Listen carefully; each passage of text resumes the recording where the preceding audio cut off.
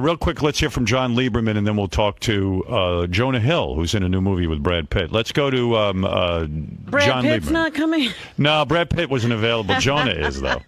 Don't tell me you're disappointed. Well, John Lieberman was hyped. Jonah's coming in, not I'm John sorry. Lieberman. All right, no John Lieberman. All right, Yeah, come on in, Jonah. I called. That's all right, Gary. You're right on top of things as usual. Hey, man, look at the new you. Yeah, look at you. Where are you? Look at you, man. Hi Hey, there. Robin, what's up? George Takei's here today. This is a Takei. friend. What's up, It's Takei? I'm sorry. Takei. Yeah. Hello. Hello. Hello. Oh man, this Yeah. is really good. You got me my worst. I got a neck pain. I can hardly move my head. Would you like a massage? Yeah, can you fix it? I mean, do you know anything about that? I went to massage therapy school for Did quite you? No, I did not. It's a good story, though. It would have been. I would have been able to help you. So, this is weird. I was reading notes on you, and I think you've had a pretty spectacular career so far. How old are you now? 27. 27, and you got discovered by Dustin Hoffman? Yes, that is correct. That's pretty amazing. Like, you went to a poetry reading, which you'd think would be pretty lame and no one would discover you, but you went up... You do poetry. Well, it's a little more complex. I do not do poetry. No. Well, you're a writer. I'm a writer. Yeah, I came up as a writer, and I started learning how to be an actor because I was like very bad at talking to actors. Right. And so they said you should take an acting class to learn how to speak to actors. Right. So, and that's where I loved I fell in love with acting through taking that class to become a better writer. And Right. actor. And it's not as simple as like I walked in the bar and Dustin Hoffman was there like having a glass of brandy and was like, "You kid, get out to L.A." Well, Like, Dustin Hoffman was there because Dustin Hoffman's kids... I'm friends with his kids. Right. Yeah, yeah. And so he saw you performing poetry at the Poetry Read. Well, they saw that, and that's how they thought I was really funny. But what I did for him was actually way funnier. Was I used to make these prank phone calls. Yeah. And he used to have me make these prank phone calls for him and call like other really? famous people and stuff like that. Like, who did you call? We called this one guy who owned all these hotels, like some super rich dude, and I pretended to be another guy who owned hotels and started talking shit to him. And he loved it. He thought it was so funny, so I made him this CD. Where would you do this? Would you do this at Dustin's apartment? They make the funny phone calls, or would you do them? Yeah, their house. Their family's like phenomenal. So group you of would go people. over to Dustin's house. You'd say, "Hey, Jonah, I love your phony phone You go, calls." call this person, call this person. And he'd sit there. I'd go in the other room. They'd all Right. be in speaker in another room, and I'd be by myself. And prank phone calls, everyone jokes around. You guys, I've heard. We love them. But to me, it's the best improvisational exercise you could ever have. It's the most you could ever be in character. It sounds silly, Right. but you really are playing a character, and you really are thinking on your toes more than you ever would in a scene. Right. It's just amazing to me that Dustin Hoffman had a list of people he wanted you to do this to. And would they be vicious? Is Dustin bored? Would they be vicious I'll phone tell you calls? a really funny story, All man. right. And this is funny because now I'm friends with Tobey Maguire. Right. Tobey Maguire, Spider-Man. Spider-Man, yeah. Right. He's a really cool guy. Right. But I obviously didn't know him when I was like Right. starting out, and he was this big famous guy. So my biggest prank phone call I used to do that he used to Dustin loved, everyone, all my friends really loved was, and this was before Crank Yankers, so Right. I think they did something similar. Not that they ripped off some 17-year-old kid that they Right. never met. Just but a coincidence. It was just a coincidence. Right. But the idea was you call and pretend to be a celebrity's assistant. Right. Okay? And to me, this is the funniest fucking thing you could ever do because people are nuts and all they want to do is please celebrities. They don't care about Absolutely. anything in the entire world. So during Oscar season is when all the celebrities rush to LA and all the hotels are booked up. So I called this like really small hotel that would never have a celebrity, like a Roach Motel in Santa Monica. And I tell them Tobey Maguire's assistant. I'm 17 years old and I recorded it. I have the recording and everything. Right. And so You I'm had like, the gift of gab, and also you had the ability to speak like an adult, right? Because that's how you have to pull these things off. Yeah, you Right. have to sound like you know what you're talking about. Right. And that was originally how I knew I wanted to be a writer because like people were like, "Man, that's funny. You can call the Domino's guy and keep him on the phone for 45 minutes And make like, it interesting. and make a character, Right. So I call him, pretend to be Toby's assistant, and I go, "Hey, I'm an assistant to a pretty big celebrity, and it's Oscar season. Everywhere's booked. We can't get anywhere." Toby would love to. He's chosen your hotel, Right. And the guy, it's also like midnight on like a Tuesday, and the guy sitting behind the counter is like, "That's crazy. Okay, yes, that sounds great." And I'm like, "Whoa, slow down. Toby has some requests, okay?" Right. And he's like, "Well, like what?" And I'm like, first of all, he needs like a pretty large-sized aquatic tank assembled within the room. And the guy's like, okay. And he's like, why? And it basically kept on for 50 minutes. It basically explained that Toby travels around with a baby seal everywhere. And the guy's like, and I'm like, what about the irrigation tubes? Like, how can we empty out the valves and everything? And the guy's like, I mean, we've never had a seal here before, but whatever Toby wants. And then it evolved, and me being dumb and 17 evolved to like, Toby likes to take jogs at like really late at night with like a pack of young children following him, like the Pied Piper, and so like the guy's like, sure, whatever you want. And the funny part is, a guy I know at that time played it for Toby, and he was like, what the fuck? And now we're friends, so it's all good. But so Toby was pissed because now it's his name out there with you going around doing this shit, right? Somebody thinks he likes to run with children. Some idiot 17-year-old. Yeah, but now he's Dustin would hear these. So you would be doing these in his home, and Dustin would sit there and be entertained by you for hours. I mean, and it's the great Dustin Hoffman. So you yeah, probably. But I don't want to sound opportunistic. That's kind of my fear. Is like when you tell the story, it's like I truly am like great friends with his kids. I was with one of them last night. I grew up with them, so it's like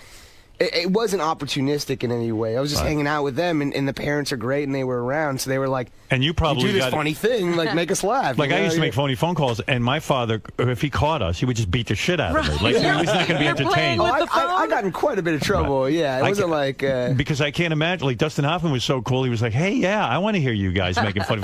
You know, I used to make phony phone calls for a living, doing them on the radio, and then when I caught my kids making phony phone calls, I didn't know whether to yell at them or praise them. It's pretty hard to ground them. Yeah, they were. It was crazy. I think one time they like called Dial a Mattress. I go, that's my sponsor. You can't do what if that. They found out Howard Stern's children. So like I'm yelling at them for something I do on the radio. So it was kind of confusing. So how does that work into a job? So Dustin Hoffman thinks you're a killer. You're great. Yeah, he just goes. He's like, you should pursue acting. Wow. And I'm like, you know, I wanted to write for The Simpsons. That was kind of like where my head was. That was the goal. Yeah, that was the ultimate thing I could have done with my life. Right.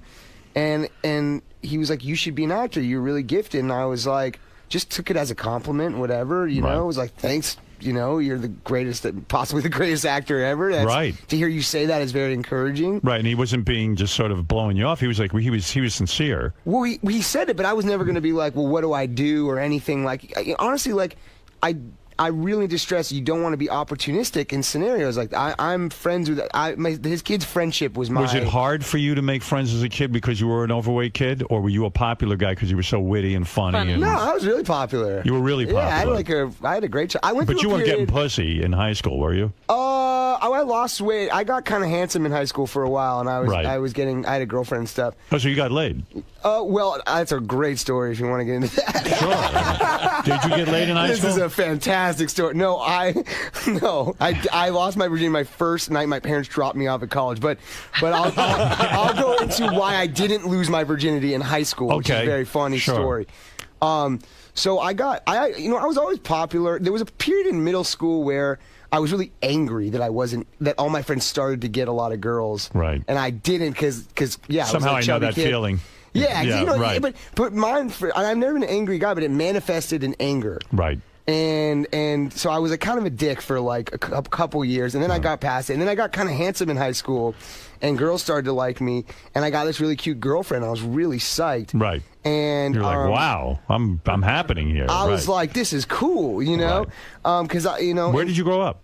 I grew up in Los Angeles, California. Right in the middle of the city. So so we had this plan that we're gonna like have sex on prom night, you know, like a John Hughes movie or something. Right. I wanted, because I'm a huge girl and I wanted it to be special. And so we made this plan to do that. Go to the prom and then bang at the hotel, or well, bang, you know, make love. Make love. Right. Make love in the car. George, maybe? can you say That'd make be very love? Make love. Yes. So we go, and I get like blackout hammered with my friends, like real drunk. Yeah. And we go back to my room, and I threw up into her mouth while we were kissing. That's and disgusting. she slept. So not only did I not have sex, but she slept with my friend's girlfriend, like in their room, so it cock-blocked him as well. Oh, God. And then my losing my virginity story is crazy. Well, why couldn't it happen the next day? I can't be here for 4 minutes without divulging every piece of information. Yeah, but why didn't you bang her like the next day? She was sleeping in another room. Honestly, we lived with our parents. Like it was like it was prom night or no night. No, it was not even night. Just circumstantially.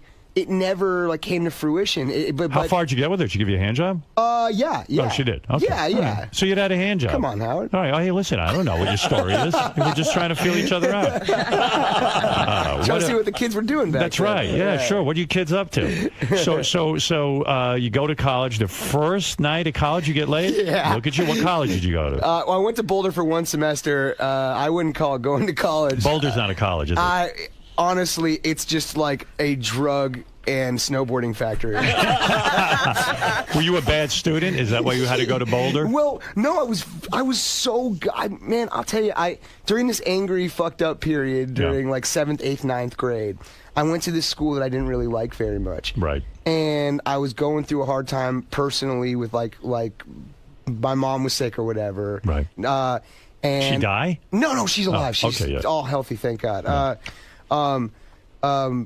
And I was like bummed that I wasn't getting any girls, and I was a dick. Right. And so I did really poorly in school. And then I went to this other school, made all my best friends, got straight A's. Right. But my 9th grade grades were literally Fs. Right. So I got like A's and then all Fs, and it all factored together to like a 3.0 as opposed to like a 4.0. So for you, it's Boulder. So I get into Boulder. All my friends are going to like fucking Georgetown and shit, and I'm going to Boulder. It's embarrassing. And I get there. I'll get to the good stuff. Don't worry. So I get there. My parents are there. It's the first night. Like my parents aren't leaving for like 3 days. Right. They're going to hang out. They really are into you. Yeah, my parents like me a lot. Right. We're real tight. They're going to college with you. Yeah. And I remember I smoked cigarettes at this point. And I really didn't want to go to Boulder, and I was like, "You guys are making me go to college. I just want to write comedy. Leave me the fuck alone." Like this rebellious thing. And they were like, "You're going to college?" Blah blah. And I go, and my parents, I like secretly smoked cigarettes. Right. And I was like, well, guess what? I fucking pulled out a cigarette at the airport. It was like, I smoke cigarettes. And my mom was like, put that shit out. She like fucking almost snatched it in my face off. So whatever, we get to Boulder, and I go out and I'm like, I don't know any of these people. I don't snowboard. I've never been in the cold weather before. Yeah, you're not a Boulder guy. I'm not a Boulder. I'm way too like anxious and want my life to get started to be here. Right. And everyone's just the most mellow party animal you've ever seen in your life. It's a bunch of slackers. This dude I get to my dorm and a guy just hands me a bottle of Southern Comfort. Wow. And is like, here you go, man. So I get real drunk and I meet this girl. And she looks like real good to me from what because college you can really reinvent yourself. Yeah. Right. I was kind of like, I was in a band. Like I kind of looked a little cool. I was like handsomer at this time. You weren't heavy at that point? I wasn't heavy at that point. Nice. So I was like, I was feeling like real good. So I meet this girl and it's on and we like have sex, right? Just like that. Like, yeah, it just But goes you were down. drunk. I was drunk, so I don't remember it.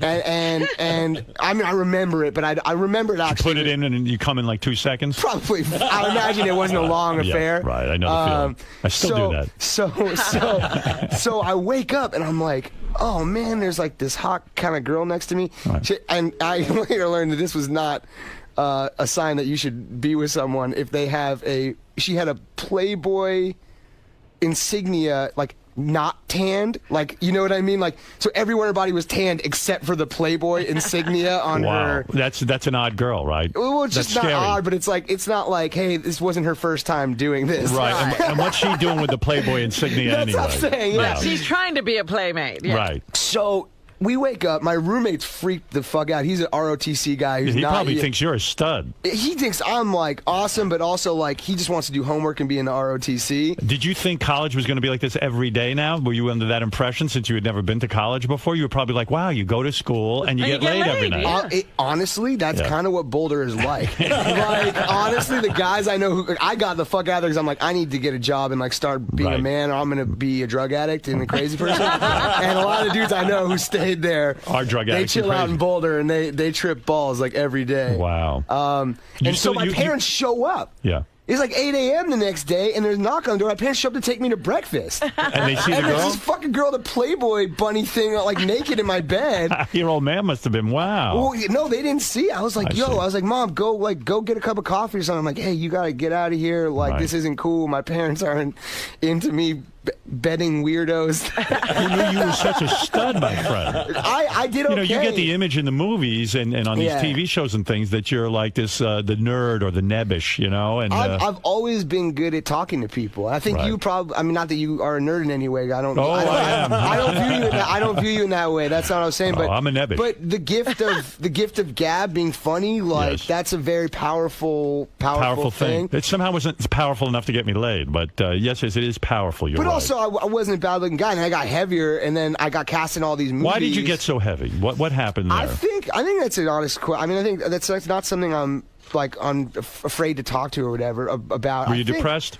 I think it was just like anxiety, Right. And like I really am focused and motivated guy. And What were you eating? Were you eating McDonald's? And that honestly, kind of I stuff? never learned about nutrition. Right. Really, Me this too. was the I got first time heavy I at a point learned in my about life. nutrition. Did you really? Yeah, and I thought nutrition meant instead of eating like 5 pieces of fried chicken, you should only eat 2. Like I didn't understand the concept of nutrition. So when I eventually went to this nutritionist guy, his really insightful point of why I think Right.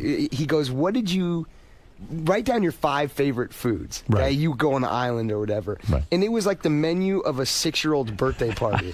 It was the most pathetic M&Ms. fucking thing. It was like fucking chicken fingers and mac and cheese, and he's like, "Look at this, because this is what a 6-year-old eats." You're an Is adult that what you would man. eat? Would you eat like chicken I would fingers? fucking, yeah, it Yeah. would fucking be the dumbest. Think about this. I became successful at 21 or 22 years old. The first thing you were in was a Judd Apatow project, Well, I've right? been in other movies, but like Right. Dustin had got me in I Art Huckabees, and I, but the big breakthrough was Superbad, right? Right, That's sure. like that for me was like Yeah. With Seth Rogen. where Seth wrote it, with Evan Right. Goldberg, and we were all like really close friends, and Right. it was a really joyous experience. But I became successful 21, 22 years old. Right.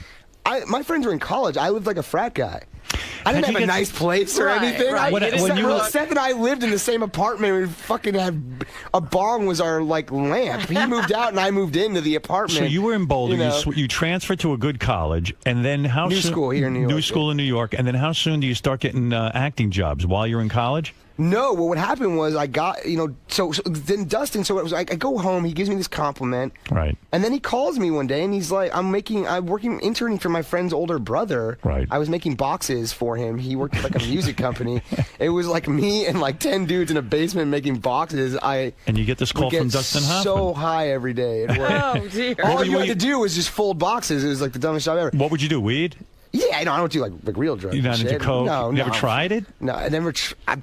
Hey man, I've tried shit. That's right. I don't know. Acid? You ever just take a trip? No, I never have. It's not honestly like the bad only shit. drugs I've ever done that I enjoyed were weed and mushrooms, like once every 2 years. You never did ludes. You never did hash oil. You never did. I don't think ludes was my like generation. I see, yeah, that Yeah, was they my don't even generation. make that sound anymore, like right? everyone who speaks of them when you Yes. talk to someone of that generation, they say like ludes were that's what I liked. Yeah. I'm like that sounds cool to me, but I don't even know if that exists anymore. Like They I've really never don't. heard of that. Well, never mind. They that. were But so anyway, good they stopped yeah, making them. That's right. They used to make them and they stopped. They like disappeared. They're like this shit's too good. and they were 25 cents a People piece. everyone's gonna be just on this shit all the I mean, time. they were 25 cents a piece. Even in college, I could afford those. I was taking way too many. But Drugs were never like my big deal. Yeah, I'm a big anti-drug guy because I did acid and all that, and it was a bad experience. It's Very not for me. dangerous, Honestly, right. food was more my like Your drug. my like thing I had a problem with. So Dustin calls me one day and he's like, "Hey, I want you to come to this house in Brentwood right now Right. and meet me and some people."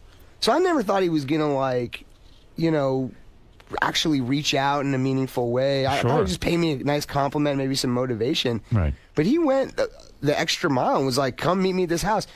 So I go to my boss and I'm like, "Yo, I gotta leave right now." Right. Dustin Hoffman needs me. And he's like, "Where are you going?" And it's like, it's like the middle of the day. I'm like, "I just gotta go. I don't really know if I could tell you without sounding ridiculous or anything." Like I didn't tell him I wanted to be an actor or anything Right. like that. And so he's like, well, what are you doing? I'm like, I would have been like, hey, listen, son, these boxes need to be made. Fuck Dustin Hoffman. He actually had a good joke because I was like, I got to go meet Dustin Hoffman at this house right now. Yeah. And he said, yeah, I'm meeting Christopher Walken at Starbucks. and I was like, all right, man, well, I'm fucking getting out of here, man. I'm leaving. So I left, and I go in this house. I literally, no one answers the door. I open the door, and it's Dustin, David O. Russell. Wow.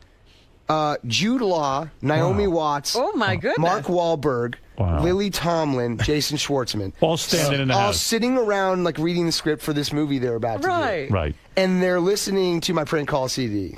Oh, wow. Yeah. When I get in there, I'm 18, 19 years old. I'm like, Flipping out. I'm not even flipping out. I'm just like, what the fuck? Like, how did I get here? Yeah, what am I like, supposed to do here? Like, I literally was folding a box. Yeah. for an hour 2 minutes ago. Literally was folding a box. Why am I in this room with these folks? And then David O. Russell was like, Dustin, this is the guy you're telling me about. And he was like, yeah. And we went in the room and talked. He's like, I want you to come and audition for this movie tomorrow. Wow. I stayed up all night. You know, practiced your lines. I practiced. You know, I've been studied acting, so I like knew what I'd auditioned for plays and stuff. And, Right. I go in and I audition, and it was awful. And Was it? Yeah, it was awful. I didn't have an agent. I didn't have Right. anything like that. And I was nervous. Right. And they called me and they're like, you got like this part. It's a couple lines. It's nothing much, but Right. it's your foot in the door. And Wow. I mean, did you blow Dustin for that? I mean, you must have been like out of your I mind. think I a man. genuinely thank him very profusely. Like Right. I don't, because What you a know, great guy to give you that kind of break. Yeah. That he was he's a that wonderful generous. man. And to me, it's just separately as I learn more about cinema or not cinema. I sound like a douche, but like I learned more about like classic movies and stuff. Right. I really understood because at that time I was young. I don't think I'd seen Dustin was probably like Hook. Right. I hadn't seen The Graduate or like Midnight Cowboy. You or didn't know anything about this Yeah, guy. I didn't see Marathon Man. So Right. you know, Tootsie. So as I grew older, like Dustin and Bill Murray are like the two guys who are my heroes because Sure. they do comedy and drama both Right. so Right. seamlessly. You'd so love to have a career like that, right? that's what I'm the trying to goal. do, you know. Right, So right. it is ironic that it ended up being Dustin, and he, for some reason, He took a liking to you. Yeah, man, All it's based on just- phony phone calls. You know, my parents used to say phony phone calls were a bad thing. I think they're a good thing. Look at this guy got a whole career out You're of it. not kidding. Phony phone calls. Case closed. You know, Sal is back there creaming now.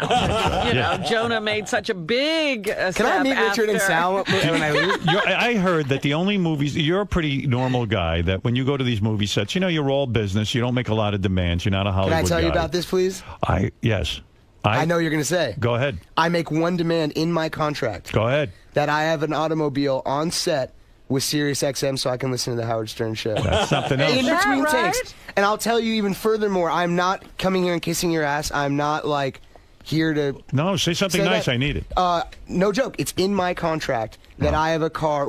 My assistant's outside. She'll tell you we have traded in cars because they didn't have satellite radio. I like this. Because let me tell you, in between takes, not even in between setups or scenes or anything, in between takes, because to me it is the most calming thing. A movie set can be very chaotic. People Right. also want to talk to you Yes. a lot, like, and you're trying to kind of stay in what you're doing. Right. So I go in and I listen, and no one, if you're listening to it, no people, you're focused on something. Don't you need to sit between takes to focus on your lines, though? I do. Or are you easy to memorize? I mean, memorize them the night before, and I work on everything. I prepare ahead of time, so by the time I get there, How long it's does it take to learn a long monologue? That must be a bitch. I think that's the biggest negative.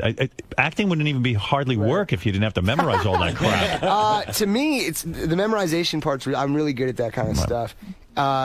It's about just making it feel real after doing it once. Right. Right. But to the thing that I was talking about. It's like hanging out with a group of friends, being funny, but you don't have to contribute to the conversation at all. Right. Let them do the work. Yeah, it's like when you're with your friends, like you got to chime in here, you got to be funny sometimes. Like So I what- get to hang out with you guys and not have to contribute at all. So what I'm learning is you're a big enough star to demand Sirius in the car. It's my only thing. I'm not. Come on, look at me, man. I'm not a diva or ask But for when you anything, demand this, they go, "Hey, what the fuck is with you, kid?" No, they go, thank God he's not asking for a fucking trailer the size of a building. That's you know? right, Or that's like, true. how good he's not asking for more. You know, for me, it's not about fancy stuff. It's about stuff that makes you work the hardest. So after you do I Heart Huckabees, yeah, what happens? How do you get Superbad and get in with all those guys? How does that all happen? This is funny. So I go back to New School after doing Huckabees, thinking my shit don't stink, man. Right. I go in there like, I just got in a movie. I'm in my acting class. My acting teacher's giving me notes. I'm like, fuck you. Tell me notes. I'll give you notes. Yeah, I just worked with David O. Russell. Who the fuck are you? You know? So, like, I think I had an inflated sense of really where I was at in my career. Right. Because I figure you're in a movie, you're a movie star. That's right. Right? Sure. So I go back to college, and I go there for a semester, and I'm like, fuck this noise, and I drop out. My poor parents are very, my dad's an accountant. Right. So you drop out and they're freaking out. They're freaking out. Yeah, they're legitimately freaking out. No. Everyone in my family has a crazy work ethic. You dropped out because you figured, well, after I Heart Huckabee, so my career. Here's the honest truth. It wasn't about a big head. Honestly, it was, I'm 18 years old. If I try this for 5 years, I'll be 23 and can still go back to college. Right. That was my rationale of doing it. Well, it makes sense. So do it while you're young, right? So I do it. My poor parents freak out, but they were cool. And I don't work for 2 years. No break, nothing. I'm applying for jobs at like Domino's. I'm in. They're like, you idiot. They're like, you blew it. Right. Because the movie comes out, I'm in it for 2 seconds. It's not like it's like some standout thing. So I have, but I'm making friends who are wanting to do the same thing that I'm doing. Sure. That's what you do. Making connections. You form a community. You form friendships. So I'm a young actor struggling. There's a few other guys that are struggling, but we all have the same taste. Right. So I'm in a movie theater, and I'm seeing a movie, and I'm sitting behind Seth. And Seth Rogen. And his buddy, Dave Krumholtz, is from Numbers. He's a good buddy of ours. Yeah. He's sitting there, and we have a mutual friend. So I'm like, hey, man, I'm Jonah. We have a mutual friend. And he's like, oh, cool. And he's like, hey, this is my friend Seth. Hey, Seth, what's up, man? How's it going? And we fucking become friends. and so a partnership is formed. And not a partnership because he has a writing partner, Evan, but I'd say there's a group of people like Paul Rudd, myself, Seth, who all started hanging out. Jason Segel, who all started hanging out, and Judd being the leader of all of this, obviously, the Peter Pan, if you will. Sure. Who believed that we can make different kinds of comedies than were being made if we ever had the power. And Judd was the only one who it looked like was ever going to have any power. Because he could write. Because he had some success. I mean, he wrote for Larry Sanders. He wrote, some of the, Larry Sanders to me is the ultimate thing you could strive for comedically. That's right. Because it had a tone of honesty and drama with the comedy. It was amazing. It's a masterpiece. Right. Hank Kingsley is the greatest character in the world. Exactly. Right. Yeah. Yes. So that's the kind of shit I liked. I liked stuff that was a little more rooted in reality and not like a dude running into a glass window. So a random meeting in a movie theater leads to this incredible career And then a field. week later, they call me and say, do you want to audition for One Line in the 40-Year-Old Virgin? Right. As the eBay store guy. And the line was written as, can I buy a skateboard? Yeah. And I go, sure, man. I know Seth now a little bit. I call Seth and say, hey, I'm going to come in and do read or whatever. We're all trying to make it. Like, no one's made it yet. So you guys were unusual, too, because... Judd hadn't made it. Yeah, but you guys were unusual because you guys are very natural on screen. One thing I'll say about you and Seth and Judd's kind of comedy, it's all very kind of natural. It doesn't feel forced. But that's why people assume we're our characters. That's kind of where that thing comes into play. Yeah, you pull it off. Well, I appreciate that. So things start to break for you. Now, are you becoming do you start getting laid like a high caliber type of woman when what? Superbad comes out? That is the turning point. It's the turning point. You start to meet a whole different level of girls, right? It's not even a level. It's just like come on. I don't want to lump us together, but my point of view is a guy like me at that point has to work really fucking hard at being funny and really putting in time. We're talking dates before any sort of physical thing comes into play. Right. You got to really prove yourself. You really have to prove that you're worthy of they're willing to overlook the obvious shit to be with you, right? But then when Superbad comes out, Superbad was I feel a lot right now with Moneyball coming out, how I felt when Superbad was coming. Really? That'll take you to another level because Brad Pitt is in it. Because it's a big drama and it's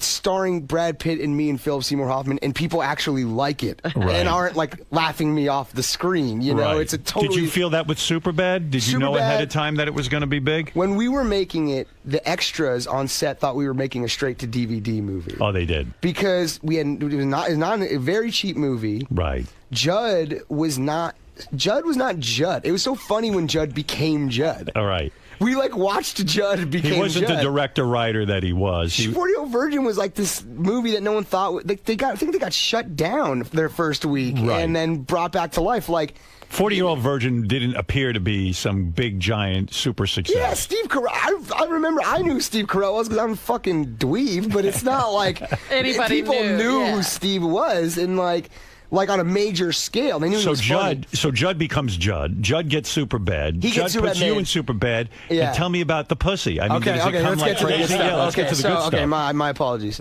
So Superbad, we're making it. Michael, Cera, and I we're best friends. Seth, we're all, and it was all of our college experience. Right. That's kind of a fun thing we never talked about was making of Superbad. None of us went to college really or finished. I didn't. Right. So this was our college. We would have these crazy fucking parties while we were making it. Really? Yeah, we had played this game called Edward 40 Hands. You ever heard of this game? No. Evan, you know Evan Goldberg, Seth's writing partner? You ever heard? I don't know him, he but wrote Seth Superbad. told me about him, yeah. He's a great guy. One of the fucking... you know when people say people like the husband because they really like the wife? Right. That's like Evan to Seth. I always joke around. You like Seth because Evan's the best guy. So what is the game? What is the game you guys play? Edward 40 Hands, where you tape 40 ounces of malt liquor to your hands, you duct tape them, and you can't take them off until they're both empty. Oh. So lots of dudes piss their pants during this game. It's really an advantage if you have a girlfriend who's willing to take your penis out of your pants to pee for you. Right. I invented a system with a little string where you down 140, then there's a string, and you use the empty 40 to pull down the zipper and then maneuver your penis out of your pants. With the bottle? With the empty bottle. So then you're you an just innovator. casually sip the next one, yeah. Right. I'm like... You're the man. I'm like You guys really were a He's waste like of an space. inventor. Yeah, right. We were really fucking idiots, and it was so fun. Yet being idiots is exactly what went into the movie. Yeah, Emma Stone's there, and she's 17, and me, and Michael, Cera, and Rudd's around, and Siegel's, everyone's just around. None of us had fucking jobs. Like, when Judd was making these movies, Pineapple Express, I would help them write. I would sit on set and write because I didn't have a job. How would you make a living, though? I fucking lived with my parents. Wow. It was miserable. Oh, my God. God damn, dude. And would they was say terrible. to you every day, what are you doing? They said, there's this fucking 40-year-old guy who wants to fuck our son. Like, I always joked with Judd, like my parents think you're some weird pedophile. Like, why do you like me? They don't understand why you like me. Your parents must have, I bet privately, were like, I think he might really be on the road to disaster. I mean, he's not going anywhere. And my dad and I had a very tough conversation recently, it was a beautiful conversation. Right. And he was like, there was a moment, your mom was really supportive of, she knew you weren't going to fit in the normal path. Right. I'm an accountant.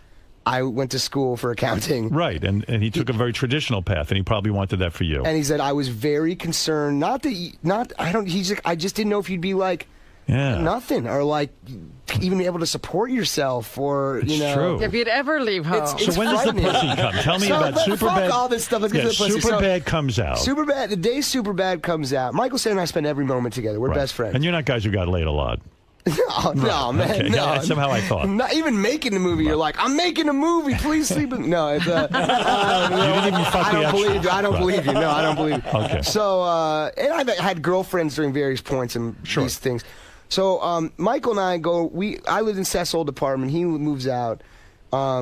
I move in. Michael, Cera, and I spend every day there. We walk around there. It was right by Canner's Deli, like in the middle of the city. How did you have money? Did they pay you for Superbad? Did they give I you had some enough money? to get this apartment. Enough, yeah. Enough to get my own apartment. Right. And after Superbad, but it hadn't come out. So Michael and I walk around every day talking about bullshit that 20-year-old guys talk about. Right. I remember I bought a newspaper. August 17th, 2007 was literally just the craziest day. I mean, it was a day Superbad came out. Yeah.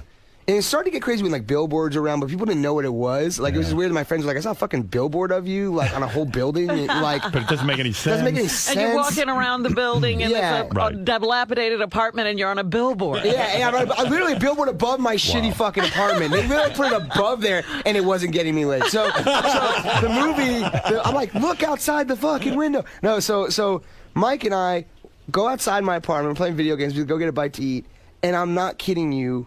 It was like what you see like Beatlemania on TV. Like when we're together. It really clicked for the women. They understood who you were. It wasn't even from a female. It was just people would go fucking nuts when they saw us. Like Chris McLovin. Forget about his life. His life. I mean, does McLovin get laid a lot now?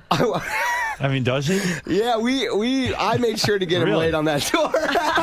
So you start to get my laid. main job on the Superbad tour. Yeah. Was the fucking best thing ever. You mean promotional tour? The promotional tour. Because why? People knew about you? Because the movie fucking ruled. Right. Right? Like, and I don't want to sound like a douche, but it like played great. It played like a rock concert. People love it. So we walk in and do Q&As. It was like after a rock concert. We just made them laugh for an hour and a half. Right. And so we're going down to colleges. So when do you start getting like, did you ever get a twosome, a threesome? So what here's do you call the deal. it? So the movie comes out, right? Yeah. And the next day they ship us to, we just become famous. And I'm like, yes. And the next day they ship us to Europe where we're not famous anymore. Oh, your whole mojo. Your whole mojo. Like, give me a week. Give me a fucking week. There's an opportunity here. You want to use your superpower. I'm like, shit, I just won the lottery and you guys are making me move to a place where currency has no value anymore. So when you go to Europe, you're not known. But then, luckily, we go to England. Yes. And the movie opens the weekend we get there at #1. Perfect. And it's like an explosion. And we're in a different country. And we're exotic for some reason because we're like American actors. Right. And we're there. The night we get there, we're like all surreal. We didn't know famous people and shit. We were insulated in our world. Right. And so we get there and we're on the same floor as all the High School Musical kids, right? Oh, my. And so they get us tickets to see Prince. Why? And I invite the High School Musical kids. I'm like, I'm gonna get these kids fucked up, like, you know what I mean, like, and you know, I'm like, because I'm the lead, I'm 21. Right. Everyone else is like 18. You know? So like, I can buy booze. I can. You're like, the leader. I've been to college. You're the man. I'm like, I know how to have a good time. Yeah. So did you bang all the high school students? No. None of the High School Musical kids, but I definitely got them blackout drunk. I got them all drunk. I don't care what any of them say, all those little Disney kids. Did you start to have threesomes and all this kind of thing? I definitely started getting a lot more sexual attention than I ever could have imagined would happen in my life. And it was... Right. A friend of mine actually told me a story, which has really resonated with me, which was he was a really big guy. He was a really overweight guy, right? Yeah. And he lost all this weight in college. And he became really handsome. And I'm not saying this is to me at all. This has nothing to do with my situation at all. Right. I'm just saying a parallel story. And all the women who were mean to him gave him attention all of a sudden. Yes. And it fucked him up. And it gave him a complex because he's like, I hate you guys. Right. You only like me because I'm handsome now. Right. So for me, it was a little bit of like you were angry. I was a little angry. You were like, oh, you girls anger. never paid attention. You're the all of a same sudden, guy. I was the same dude August 16th that I was August 17th. See, I never had that problem. I just, I was never angry with the girls. I just took advantage of whatever I could. You're still angry with girls who didn't sleep with you in high school. What's the matter with you? Yeah, no, and it wasn't anger. It wasn't anger towards the girls. It was just like, I don't know. Like, I had some fun. I went around the country. I got laid a lot. Right. I experienced You did a country tour and you laid somebody in every state. I just had some fun. Like, I treated it like, I even talked to my dad. I was like, Dad, and my dad's like the greatest guy. What was your dad like? Hey, you better wear a rubber. He was just like, have some fun. Right. He's like, this is a rare opportunity in someone's life. Like, have some fun. Don't settle down like right this second. Right. Because he knows me. I'm going to find the first fucking person who will marry me. And Well, what about that? So you're still with the same girlfriend? Yeah, I've had a girlfriend like on and off for 4 years. On and off? What is the on and off? When Superbad came out, we were off. She knows. I cleared all this with her. Right. Yeah. So you're back with her now? Yeah, we're dating, yeah. Is that who's out in the green room with you? Is that your girlfriend? No, my assistant, Catherine. Oh, assistant. I heard she's hot. She's really cool. Yeah, you're not banging her? No. What do you mean, no? She's like my sister, man. Well, maybe if Moneyball hits, you'll get her. I'll get a chance. Yeah, right, get a chance. She listens to the show. She before didn't know about the show. Now she knows she's singing cocaine. She knows everything. So this girl that you're dating now, I mean, is this your fiance? No. You're too young, right? But how Slow did down, you? Caballero. I mean, where did she come in? Was she a college girlfriend? Oh, we grew up in L.A. and it's funny how we met. Actually, did she not pay attention to you in high school? And all of a sudden, she's the shit. She's the shit. She puts up with all this fakakta job, as they say. Right. And it's funny how we met because my friend dated, basically had sex and screwed over all of her friends, like 5 of them, made them all like hate each other. And I was always with her, next to her, while he was like dating each one of their friends down the line. So finally, we were just like, "Oh, I guess we should date." You know? So you think you're going to marry this one? I mean, no more pussy for you? I mean, this is it? I don't know, man. I mean, you're on a roll. She's I mean, a good lady. You're in movies with Brad Pitt. Did you see Angelina Jolie on the set? Yeah, I did. Yeah, their whole did you ever family beat was off to her or anything? I did not. No. Really? I would. If I met her, I'd beat off to her. I'd beat off on her.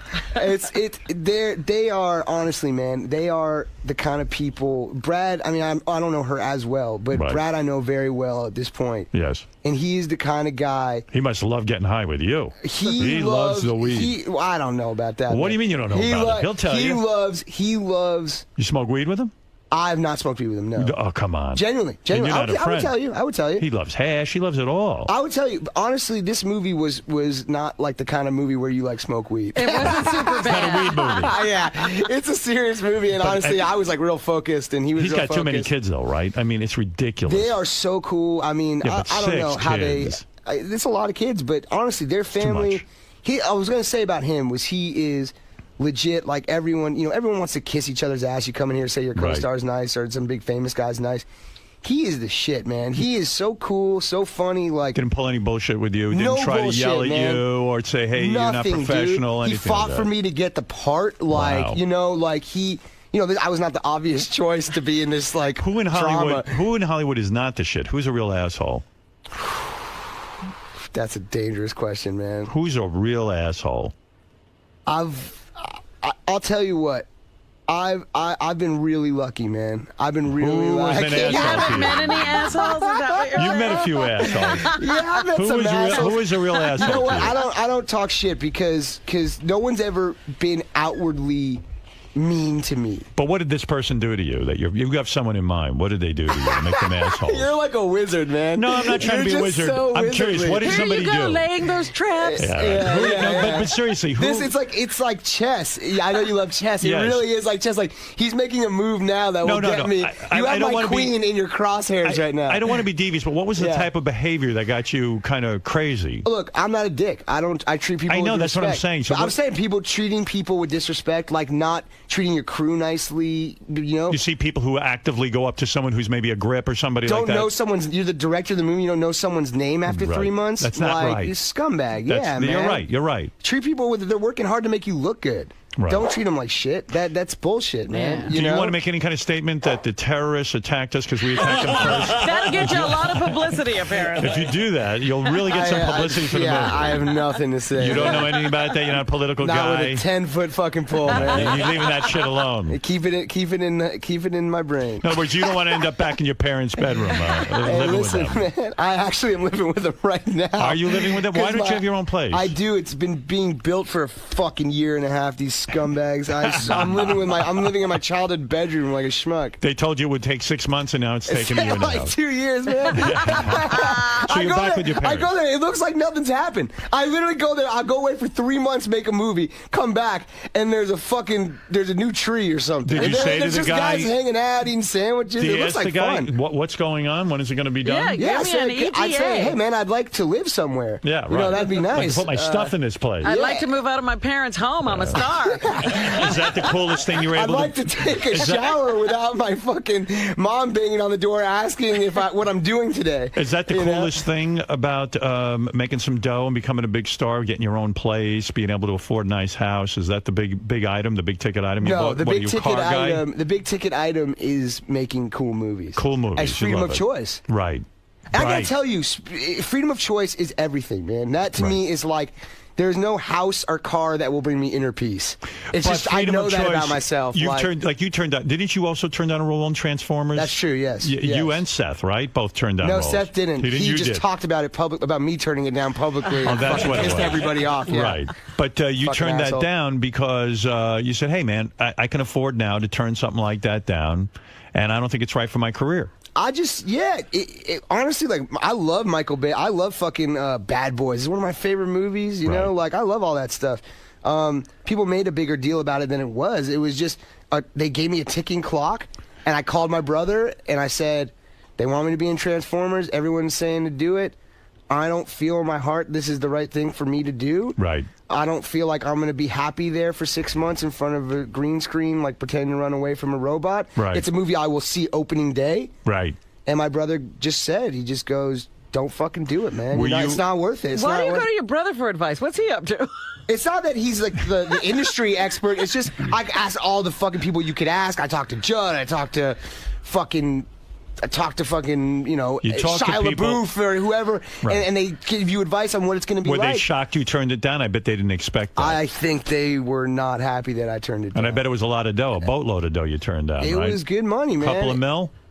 It was good money, How much man. money do you get for being in a Transformers? Tell me the truth. $2 million. You're not kidding me, huh? Yeah. and- $5 million? No. Not 3. for me. Shy is fucking, that dude's just fucking rolling in throwing dough. money in the river right now. Wait, can you get a $3 million payday on something like that?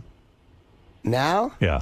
I don't know, man. Look at you. I don't know. What'd you get on this one, this new movie, I'm not Moneyball? telling you. I gotta get Give me nothing, a quote. I'm thinking of putting you in something. Nothing, What's man. going on? He's Nothing. got a role or something? No. All right. No, a couple minutes, but Robin was asking what his brother does, right? Right. He manages Maroon 5. Oh, why Yeah. didn't you tell us that? Oh, yeah, he does. He manages Maroon 5. Yeah, and doesn't your isn't your dad or something, like, doesn't he manage Guns N' Roses or Tour account. something? He was the tour account for like Neil Diamond, Guns N' Roses, all That's the pretty hair metal. cool. Yeah, nice. It was really cool. He has really fun. Like, Get Him to the Greek. A lot of that performance is based on my dad and my brother because they were normal guys. Get in him to the crazy Greek. industry. Great Get him to the movie. Greek. You were in the movie with P. Diddy was in that movie, Yes, right? he was, yeah. And so you, in order to prepare for the movie, P. Diddy took you out on the town. This is a fucking amazing story. This is my #1 story I have in my life. Go ahead. Let me hear this. P. Diddy is fucking out of control crazy. in the best For real? in the best possible way. Oh, he yeah? is. I love that guy. He like Black guy? Oh, is he stop. black? Yeah, right. Yeah, go Yes, ahead. he is. I believe Yeah, right. I believe he is. I Go didn't ahead, ask yeah. him, but I imagine. I'm assuming here. Right. Were you accepted? I've seen him travel around. Always all black guys. So were you accepted into that crowd? Dude, so we get to his house for the first time. Right. And I'm shooting this movie Cyrus, and so it's kind of a serious movie. So I'm kind of like, I'm not going out and partying the night before. Right. But Right. Diddy's like, you're coming out. And I keep flaking on him. So would you call him Diddy? I call him Sean. Sean Diddy. I asked him. I go, "What the? You got 10 names. Yeah, what do you what want the me to fuck do I call you, call you?" man?" Yeah. So he said, "You can call me whatever." And I was like, "I'm calling you Sean. You're not calling me like Joni Joan or whatever. Right, Just right, call me right. Jonah." Mhm. So and he really fought for the part, and he fucking earned it. He's fucking hilarious in that movie. Oh, he He's is. really funny. Yeah. So he goes, "You're coming out tonight. I'm not taking no for an answer." And I'm sitting with my friends having dinner. Right. You know, we're a bunch of fucking Douchebags, tools. Yeah, right. idiots. And You're so not cool. I go, "God, I'm tired, Sean, Right. whatever." And they're like, "Who's on the phone?" And I'm like, "It's Puff Daddy." And they're like, "We're fucking going out. We're going out with Puff Daddy. Don't blow this for us. We're going out." So I go, "All right, man, we're coming over." And he's like, "Come over now." And so we go over there, and there's this huge African-American bodyguard. And I'm like, I got to break the ice. I'm with 5 of the fucking dudes who do not belong here. And Right. I just go, "Hey, did someone order 5 Jews?" And not a smile. Not fucking No this, man. sense of humor with this guy. Stone face. He actually ended up being fucking great. Rock is his name. He's really cool. So we get there, dude. This is like the shit that you would never see in a movie. Like Bizarro. We're waiting in the dude's house. You hear music thumping, and they go, "Mr. Combs will be with you in a few minutes." They have to call him He Mr. invited him. He said, "Come over right now." Right. He's in the recording studio recording music. Wow. And I'm not That's cool. I'm not a big deal, but I got shit I got to do. You don't invite me over. I'm not going to invite you And over now to watch me you're write at my waiting. computer. Yeah, I went to one of his parties at his Yeah. house, and he doesn't even show up at the party. He was out jogging, and I go, "Well, if he's out jogging, why am I here?" It's for press. Those I parties. see, It's I not. see. They're not. Those aren't. This is the fun shit. But you make this a good, is the fun shit. But you make a good point. I mean, you're there. He's invited you. He told you how to come over, and he's working. Right. It's like if I'm sitting in my writer's room and I'm like, hey, come over and let's hang out. Yeah, come here now. And we're sitting there writing. It's like, that's not a fun hangout. Right. So we're sitting there. My friends are literally sitting. It's like being in the doctor's office, like reading a magazine. And we're waiting for fun. You got to take your shoes off, right? Right. So he's sitting in his shoes.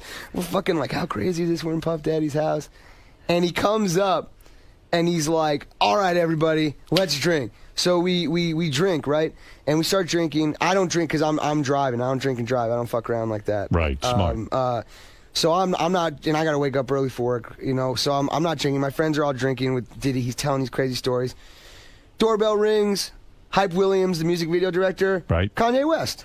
Show up. Right. Tuesday night, like 8:30 p.m. This is going to be a party. Okay? So my friends and I are like, this is fucking sick, man. This is cool. This is fucking, we feel cool right now. Yes, Right. absolutely. So he's like, all right, we're going to a club. I'm like, Diddy, Sean, I'm fucking going home, dude. It's 10:30. And saying that to him is the nerdiest fucking thing you could ever say. He's like, you're fucking coming. Literally peer pressured me into coming. All my because the friends shit starts at midnight, really. because the fucking shit doesn't pop off. I'm in bed with Real Housewives at like 10:45. Right, I know. So it's like, so we go in the car, we go outside. There's like 8 black dudes and my 5 friends, and he goes, "We're mixing it up, black dudes and white dudes." Obama. Jonah, I'm shotgun your car. Wow. Bottle of vodka in his hand. Right. Okay. I'm fucking like, this is fucking crazy. Nobody's going to believe it. Diddy's riding shotgun. 2 of his boys are in the back, and 2 of my boys are in the back. Right. My other 3 friends are in an SUV with Kanye West and Hype Williams, and 2 other bodyguards, with doing God knows what. I don't know what the fucking small talk is in that car. Right. So he's going through my CD, he's fucking throwing them out the window. This sucks. This sucks. He puts in James Brown Live at the Apollo CD I had, and he goes, "I was at this concert." Right. And I'm like, in my head, like, no, you weren't. No way you were at that concert. Right. And so he's drinking. He's like this. We're driving down Sunset. There's a billboard of him. Right. He leans his torso out and he goes, "That's me, motherfucker!" I was like, this is the illest thing I've ever seen him. I've never seen anything like this before. And so he's drinking. I'm like, Sean, like, chill the fuck out, man. Like, you got an open fucking bottle of vodka in my car. I'm not. Right. He presses my knee down on the pedal on Sunset Boulevard, and we start going real fucking fast. It's very dangerous. I'm looking at my friends in the rear view like, you know, like freaking out. He's like, and he'll just go, "Hey, man, you ever driven with a gun in the car?" Oh, no. And I go, "No, Sean, I have not driven with a gun in the car." And I got to be honest, it's between, and I go, "No, I haven't." And he goes, and his friend in the back seat goes, "How about 2 guns?" Oh, wow. And my friends and I are like, What do you guys? "Shit." Where are we? He's in What, are we gonna Sunset go drinking an rob open someone? bottle, and he presses my foot against the pedal more, we're going like 80 miles an hour. Down Sunset Boulevard. Down Sunset, and he swerves the wheel. He'll randomly just grab the wheel and swerve me in the lane. I'm like, I'd get the hell out of there. I'm driving the fucking car. I mean, put the brakes on. So we get there. So we have this crazy thing. We get there. I finally fucking take off. Right. Yeah, you can't handle that. I go home and He's gotta work. I go home and I call Nick Stoller because we're preparing Greek, and I go, "You got to hear the shit. We got to put this shit in the movie." Right. Right? So Nick's like fucking transcribing what happened, and then later I find out he was totally fucking with me. What do you mean? He was totally just did it. doing it to get. He was doing it because that's what my character would react like. Oh, I see. It was an acting experience. He was fucking with So me. he didn't really have guns, and he didn't have. He said it was water. I see. I got But it. the best story ever, real quick. I don't want to. If it's Go ahead. okay, Go this ahead. one's way funnier. All right. So we're in Vegas. He goes, "I'm taking you and your boys to Vegas the weekend before we start shooting. We're gonna have. I'm gonna show you what it's like to party with a real rock star." Okay. So we get there. It's me and like 9 of my homies and like 9 of his friends. Okay. Right. Again, very weird looking group aesthetically. Anybody getting laid? People are getting laid. Right, Yes. okay, yeah. They are. So we go out with him. We're in his fucking hotel suite. The dude travels with he's there for one night, right? Right. I've never seen more fucking clothes in my entire life. I mean, I wouldn't know. He got more shoes than fucking Michael Jordan. Like, I've never seen so many shoes in my life. We go there for one night. So we go out. we're all getting drunk, having fun. And I'm like, these guys are my friends. I could joke around like I joke around with my friends. So we meet up with the rapper Jermaine Dupri. You know who that is? He's I've a heard famous of him. rapper. Yes. So now we're like 20 people deep. What'd you say? We all get in the elevator. We go through all these back elevators with Diddy. We get in the elevator. We're stuck. It's 20 people, me and 5 of my friends, and 15 black dudes that are all like bodyguards and rappers and stuff. Right. And I say, I'm real drunk and I'm having fun. Everyone's laughing, and I go, To a point. "Hey, how about we press stop and I'll suck each other's dicks?" And literally dead fuck. You can cut the silence with a knife. You don't say that. And I learned a real lesson that night that shit doesn't fly in Did the hip hop Diddy community. say to the guys, listen? No, listen. He pulled the doors open. There's a full like 30 seconds of silence. Right. My friends are like, Whoa. "What did you just do that for?" And I'm like, right? No, fuck it. All right, cool. So the doors open, and I see Diddy pull Jermaine Dupri aside and go, "He's usually really funny. He doesn't usually make jokes like that." He made one bad joke. Yeah. That's my it. goodness. All right, listen, because I'm running out of time. You did this movie with Brad Pitt. What I understand it's about is that there are guys in the sports world. Right. It's based on a true story, It's right? based on a true story. Yes. What team are we talking about? Oh, the Oakland A's. Okay. And what it is it's about a guy who has the ability to scout out talent for the Oakland A's, right? Because they come up with some kind of weird rating system where they can figure out who the great baseball players are going to be. Basically, it's about finding defective, undervalued players. Right. Because the Yankees have whatever it is, $150 million, and the A's have like $30 million. Right. And don't quote me on those numbers, but it's something like that. And the A's hire this guy. Is Brad Pitt playing the guy who has the abilities? Brad Pitt is the GM. I'm the guy who has the ability. He's the ability great. guy. That's a fun role. It's really great. So you have it's the like, ability to look at a baseball player who's underrated and say, this guy's the shit. So This is I'm a 24 years diamond in the old. rough. Right. I blend into the wall. He goes to Cleveland to go scout a player. Right. And he sees me giving advice to, like, blocking a trade. And he's like, who the fuck is this kid? And why is he in this room? Why is he this? So he steals me, and he makes me the assistant GM of the Oakland A's at 24 years old. Wow. And the way I put it is, Brad's character is like the bazooka, and my character, Peter's like the ammunition, and together we blow through this like 150-year-old baseball wall. Wow. And it's like two guys saying the world is round instead of flat. And it's it punk works. rock. It's and I'm they looking went forward to 20 it. straight games in a row. Sounds like a good movie. It's fucking great. I would never say this. Like, I'm not How's that Pitt guy. look? Is he hitting the wall? Sometimes I see him with that beard and all that nonsense. It's fucked up how handsome he is. Because it's like, do chicks still hit on him even though they know he's married and all that other stuff? it's not even hit on him. People just like, it's a different kind of vibe. They're It's ready to not- die for him. They just are Chicks must go, silent. and Like, they're chicks just must go kinda, nuts, right? I mean, he's a really fucking handsome guy, but he also has this, he's a movie star. I wish you the hell know? I looked like that. What is it? He's got to go. No, but fuck I that, do man. have a quick question for you. Fuck it, man. Cancel the Today Show. Stuttering John. You don't need that. Fuck it, man. Stuttering John interviewed Brad Pitt like a long time ago, and Brad said that he listened to the show every day. Right. Did you, Brad, ever talk about the show? Do you know if he listens to the show? We didn't listen to. Honestly, on Moneyball, people were like real focused. I didn't want to be like, hey, want to come listen to Stern? I would to just calm down. And I can't believe you stuff. didn't smoke with Brad Pitt.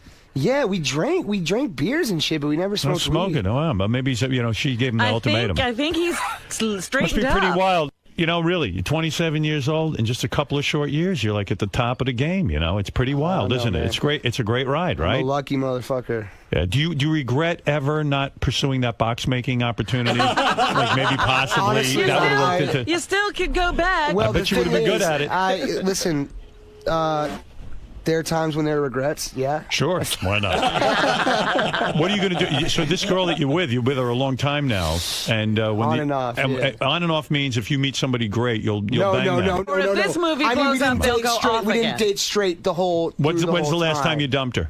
No, come on. Come on, man. when's the last time you What's dumped We've her? been How do together you for go 2 off? years. 2 years? Yeah. So before that, you found some chick, you started banging her, and then you got back with her. And she puts up with that. That's pretty cool. No, it's not like that. She had a boyfriend. She had another boyfriend. Oh, she did? Yeah. She had. It wasn't like You didn't get jealous? It wasn't like I was like, hey, see you later or Right. whatever. Like, You two really take breaks. Oh, yeah. No, not anymore. They Trust bang me, other people and take breaks. That's a very big deal. No, All right, I'm listen. not getting a break. I got the high sign on you. No, man, fuck that, dude. I'm not leaving, dude. It's funny because your whole entourage is like they got their bags ready and they're with wheels on and running they're you out the door. That's such bullshit. You got an Seriously, entourage, man. my friend. That's beautiful. Hey, okay, I'll give you an opportunity here because you are a fan of the show, a true Big fan of the show. fan, man. Who do you want me to get rid of? Who do you want me to fire? Who's annoying on the show? Who's annoying on the show? I mean, Are you a Fred fan? You want him gone? What do you? no, what do you I think? love Fred. I love Fred. I think Fred is a Moneyball type player. He's undervalued. Right. I value him. Yeah, I think you do. You treat him with a lot of respect. Fred, I'm a really big fan of yours. I can't see you, but Benji, maybe get rid of. Is he dead weight around here? I love that you guys said Benji was like Cyrus, dude. Because no joke, John Riley and I would listen to Stern every day when we were making Cyrus. Is that right? And I say Stern like you guys aren't fucking. I'm in the room with you guys. I'm a That's schmuck. right. Okay, so. But I would talk about Benji a lot. You like Sal and Richard? The haircut. No, the haircut was like a Right, Benji yeah. blonde Right. haircut. Should I fire Sal or Richard? No, or man. no? You like I'm them? a big fucking. JD, you a What fan? about JD? Yeah. Yeah, JD's all right, man. No, I was kidding. I'm totally kidding. I was totally kidding, JD. Yeah, but- JD, you like fuck Scott the Moneyball. engineer? Maybe you don't like. No, well, Scott, I was excited to meet Scott the engineer, but he kind of didn't say hi. Like, I didn't want to Well, get in let's his get rid of zone. Let's get rid of him. then. Because I love when you guys when he's on the show, but I wanted to connect with him a little bit. I tried to you know when you try to make eye contact with Listen. someone. I try. Let me didn't tell you bite. He something, didn't bite. Jonah. I try to make contact with him. It's hard. It's hard. It's very What hard. is that? I saw him in the green room, but we don't Know each other. talk. No, we don't know each other, but we don't interact with the guests. That's Oh, okay. That's kind of my rule around here. Oh, I don't okay, want word, Scott okay. ruining it for. yeah. You don't want. But I was excited. Like I couldn't believe that Ronnie actually lets you in. I was like, this is crazy, Like man. Ronnie's a big star. He shouldn't be Right. letting you in. I was like, fucking Ronnie, I'd rather work with him than have these schmuck actors I have to work with. So, listen, let's sum up. The movie is called Moneyball. It Yeah. sounds like a great premise. Sounds like a Yeah. good role for you with Brad Pitt. And Philip Seymour Hoffman. Right. And this is this your highest paying role so far? No, it God, isn't. no, opposite. Opposite. Yeah. Because it's not a huge Because it's a movie. drama, and I'm not proven in that world. I see. Pitt probably got a fortune. I'm pretty sure that dude makes some good money. 20 mil? I don't know, man. I'm sure. I don't know. He's fucking Brad Pitt. didn't say to him what you If he quote? doesn't get a lot of money for a movie, I don't think anyone should. You know, like, Jonah Hill is in Moneyball. He is the Yeah. dude who can handicap all these baseball players. It opens Friday in theaters everywhere. I wish you a lot of luck. It was a lot of fun to meet you. Yeah, it was really a pleasure. You're a great Thank you. guest. You got great stories. We have a lot more to talk about. You have to come back in. I can't believe they're kicking me out. This is Well, bullshit, listen, man. you'll come back. Yeah, anytime you guys will have me, I'd love to. George, did you like Jonah, or did you have a negative feeling? George. He is genuinely hilarious. Thanks, man. I've enjoyed you on the screen, but you are even better in person. You can't put George in a movie, Jonah? You got enough clout Oh, now. fuck Come on. yeah, man. Come on. Are George you is- doing that Star Trek with J.J. Abrams or what? Well, we don't know yet. That was a fucking great That's a no. interview. It That was a interview was terrific movie. spectacular with With J.J. Abrams. JJ's a good man. I'm a big Fringe guy now. I started watching Fringe? that. Yeah, I'm into that. All right, listen. I could sit here and bullshit with you guys all day. I'll see you. They're really, literally standing out in the Hey, hall. George, ready to George, go. what do you think, real quick? Jonah have a big cock or not? What do you think? I Think would the best- say he does. You'd say he does. But Fair. sucking cock brings about silence. What'd you say? Sucking cock brings about silence with you. He's talking about the elevator. Oh, right. That's true. Yeah. We could all just press stop and Jonah, you metaphorically have a big suck each other's penis? dicks. It's all right, man. Yeah? Yeah. How many inches? Give me a heads up. About 19. No, come on. I don't know, man. You've measured. More than Leslie West, huh? You never Do measured? you hit the water when you sit down? No, man. He does not. I have an in-house. I have an in-house seamstress that just sews condoms together. So I You want to see Richard and Sal's cock? I'm sure they're happy to show it to you. Maybe another I honestly time. don't, but I really want. I fucking want to hang out with those guys a little bit. That Well, sucks, listen. man. Go ahead. Listen. We'll do it next time. You'll come. You'll stop by, Yeah. and we'll talk about something. All right. It was an honor to be All here, right. you guys. The great Thank you. Jonah It was our Hill. pleasure. He's a great guy. He's in Moneyball opening Friday with Brad Pitt in theaters everywhere, and we'll all go see it and check it out. It sounds like a good movie. That'd be great. Thanks a lot, you guys. Thank you. Oh, really? Oh, thanks, man.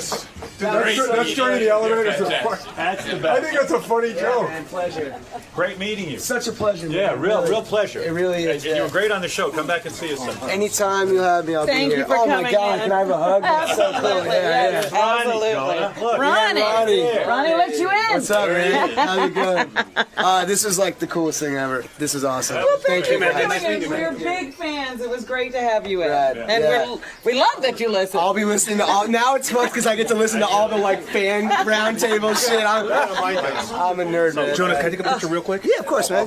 Hey, Richard, where's your partner? Right here. Come here. Come say hello. Am I in trouble? Sal. Oh, hey, Sal. What's up, man? We met. We got to meet. years ago. Superbad, right? Yeah, we just got a tour of the studio. Yeah, your hair was all frizzed out. I'm a big fan. You look great, man. You guys look great. Thank you. You're a lot more handsome than I remember. Yeah, we've slimmed So are down you, a though. little. So are you. Yeah, well, yeah, I am as well. Yeah, exactly. I thought you said about Whitney.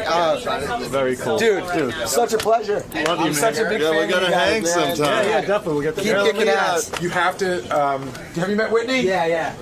Hi, Her boyfriend and I work together. What? Oh, really? Oh, sorry. Bye. I didn't know there was a guy there. What? Oh, you're trying to get laid? So What do you mean? You're so funny. The guy on the show. All right, I'll see you tonight. You got to come back and do Celebrity Superfan. I talked to Matt about when you do it Oh, in shit. LA. But go, I know you're shooting a movie. Go do- Anytime, dude. Anytime. thanks. All right. Take care. Thanks, Gary. Thank you. See you guys. Peace. Bye. Jonah, to go from a listener to actually be there, what was that like, man? Oh, that was the greatest experience ever. I'm so speechless right now. It's so cool. Like easily the coolest thing I've ever done. Easily. Awesome stories, man. It was like having a Stern fan on the inside of Hollywood with you, man. That's cool. Yeah. Well, I genuinely listen to the show every day. I could not be more of a fan. It was a pleasure to meet you, Ronnie. I'll see you. Call me for the next part. I will. Good luck with Moneyball, man. Thanks, dudes. I'll see you guys later. Take care. Thanks for having me. Thank you. Bye. See you, Lisa.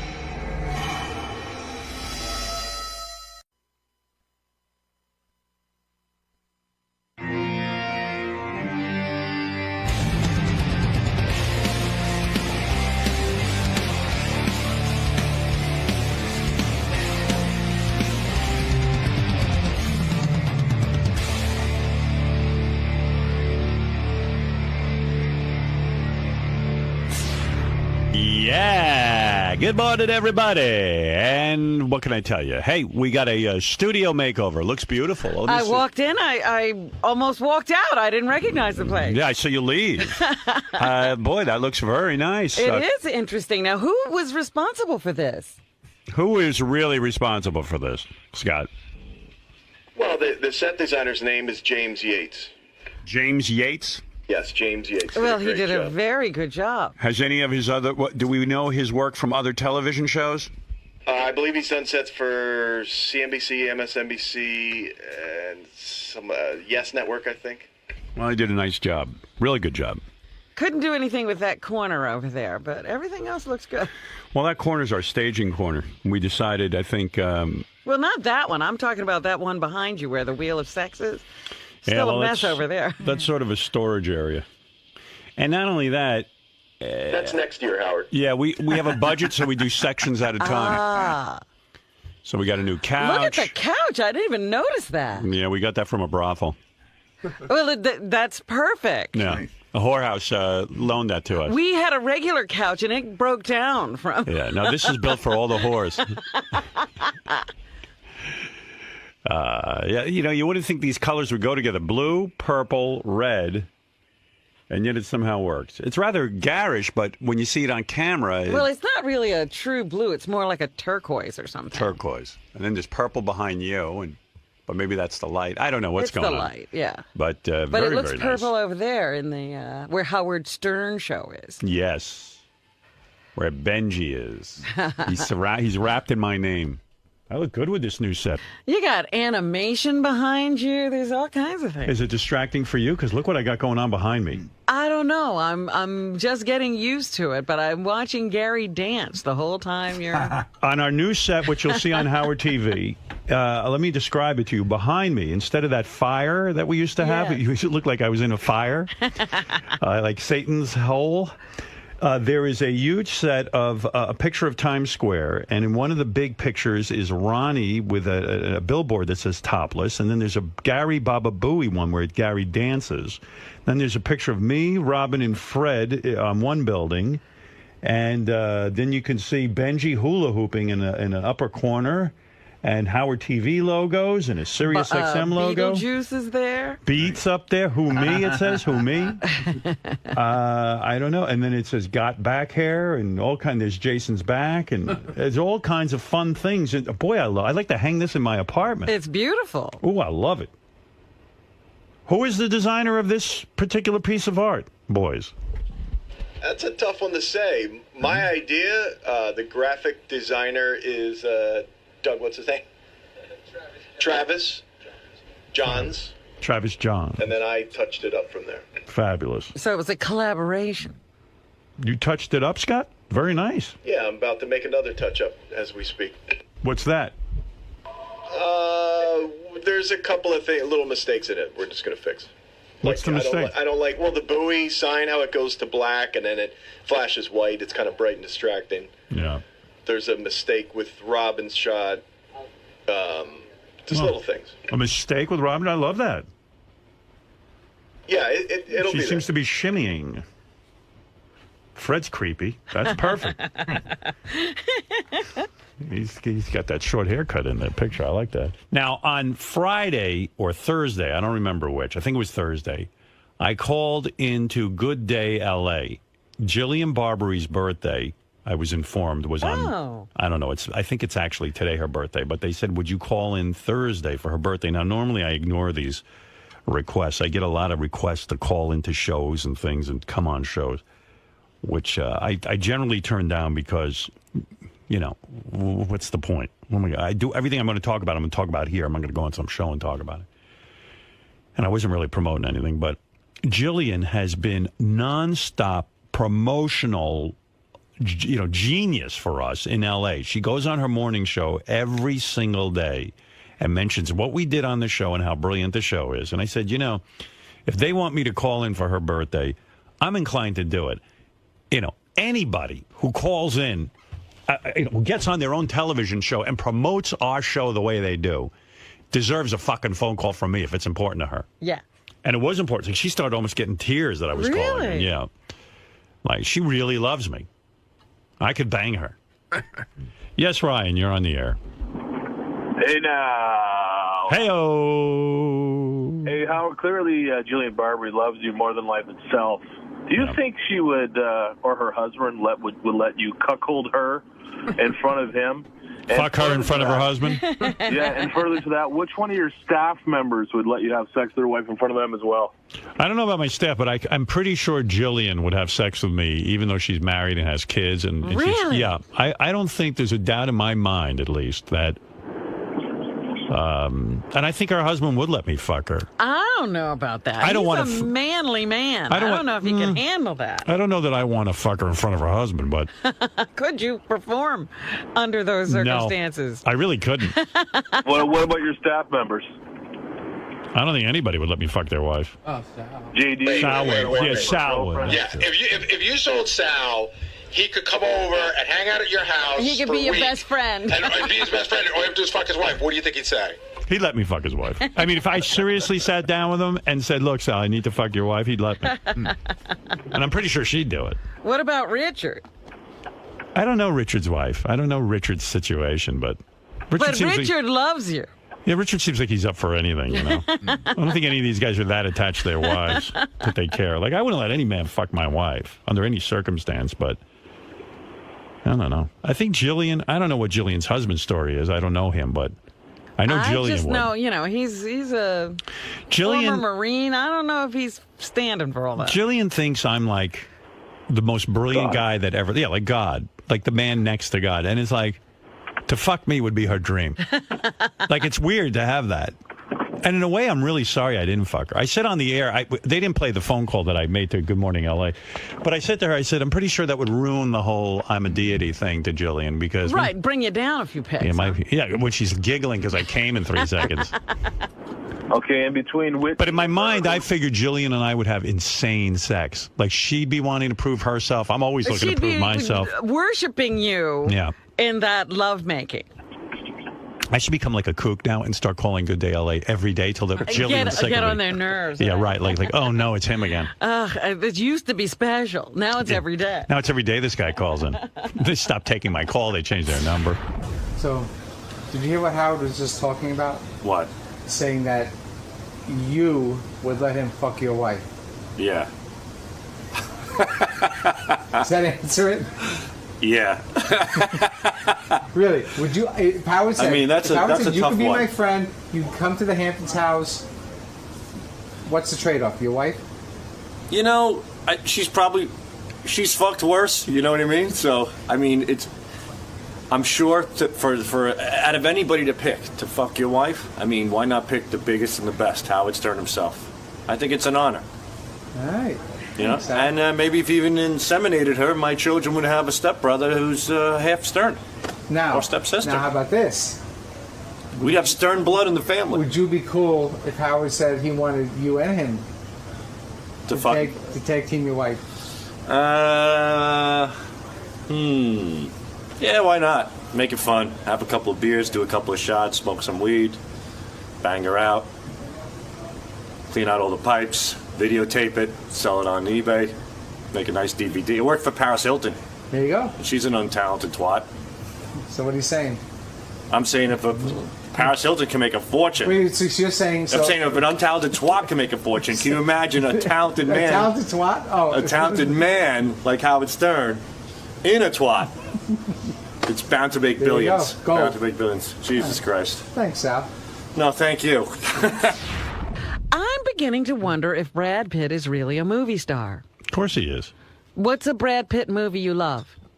Interview with a Vampire, of That's course. really not a Brad Pitt movie. Oh. That's a Who's in Tom Cruise movie. Oh, bullshit.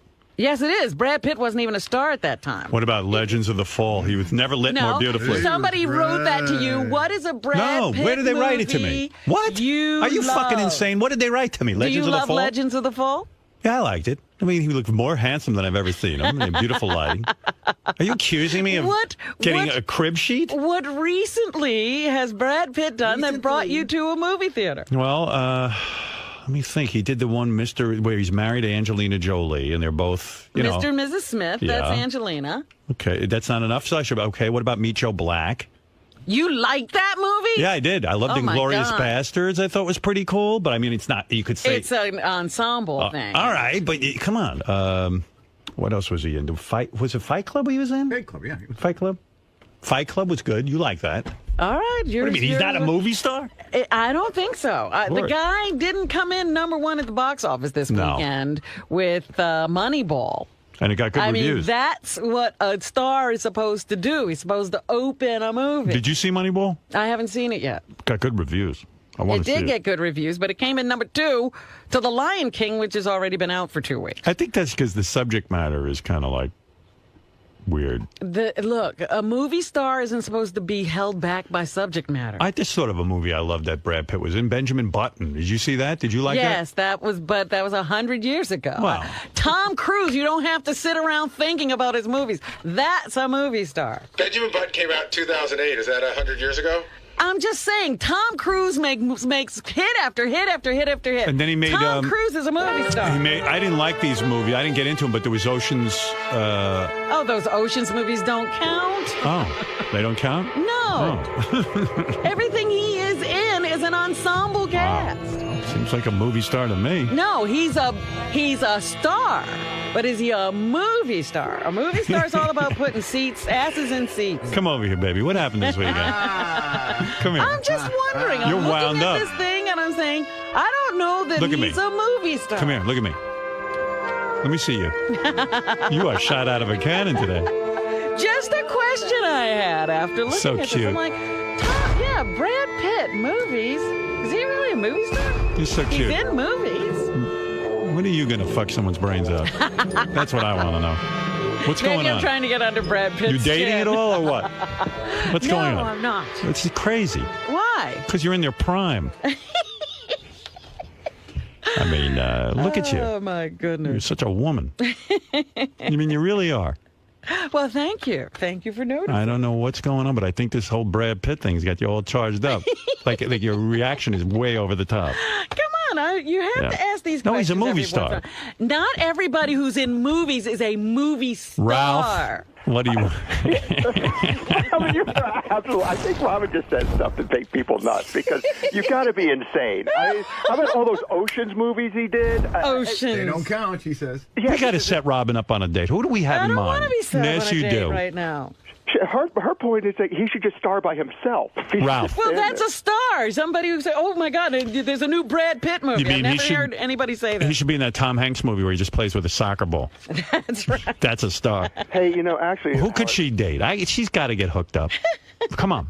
You know guys, Ralph. Oh my Down God, in- there's another guy divorcing a wife who's battling cancer. This one is a baseball player. I mean, it's not a politician. You know who she should go out? Okay, I got someone for She you. needs a very strong man who can get her whipped into shape. You know what I mean? How about Jonah Hill? No. How about a newsman, Brian Williams? How about a movie star? Do you know?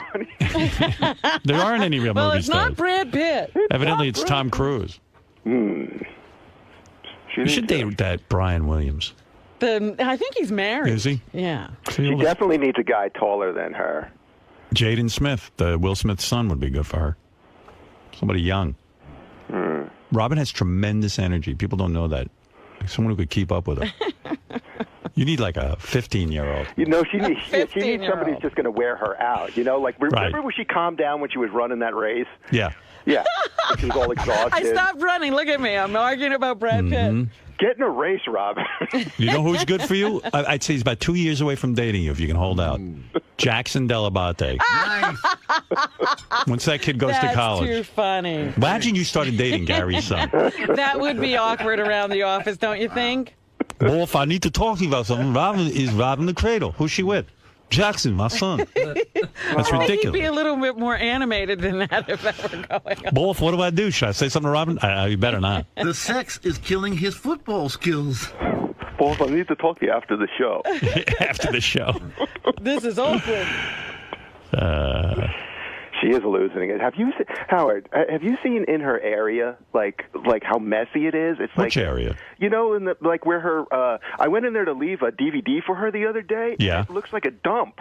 You're kidding. There's stuff everywhere. There's papers piled up. It's like What's going on, Robin? Well, I don't clean it. He's right. And she's got two different areas that are a mess. There's like bottles of booze everywhere. Bottles of booze. Those are presents. It's not like I'm drinking in here. Take 'em They're home. wrapped. Ralph is right because I was up here with my family on Saturday night, and we were just looking around the new studio, and we opened the door, and they were like, Mary's like, "What goes on in here?" Because there's like a refrigerator, but there's like remember we all got You know those weird drinks that Robin drinks? remember we all got Dre headphones like 6 months ago? Yeah. Like Robin's are still just sitting there. You should take those home. They're You great. give her, it just sort of stays there. Do you ever clean out and take things home?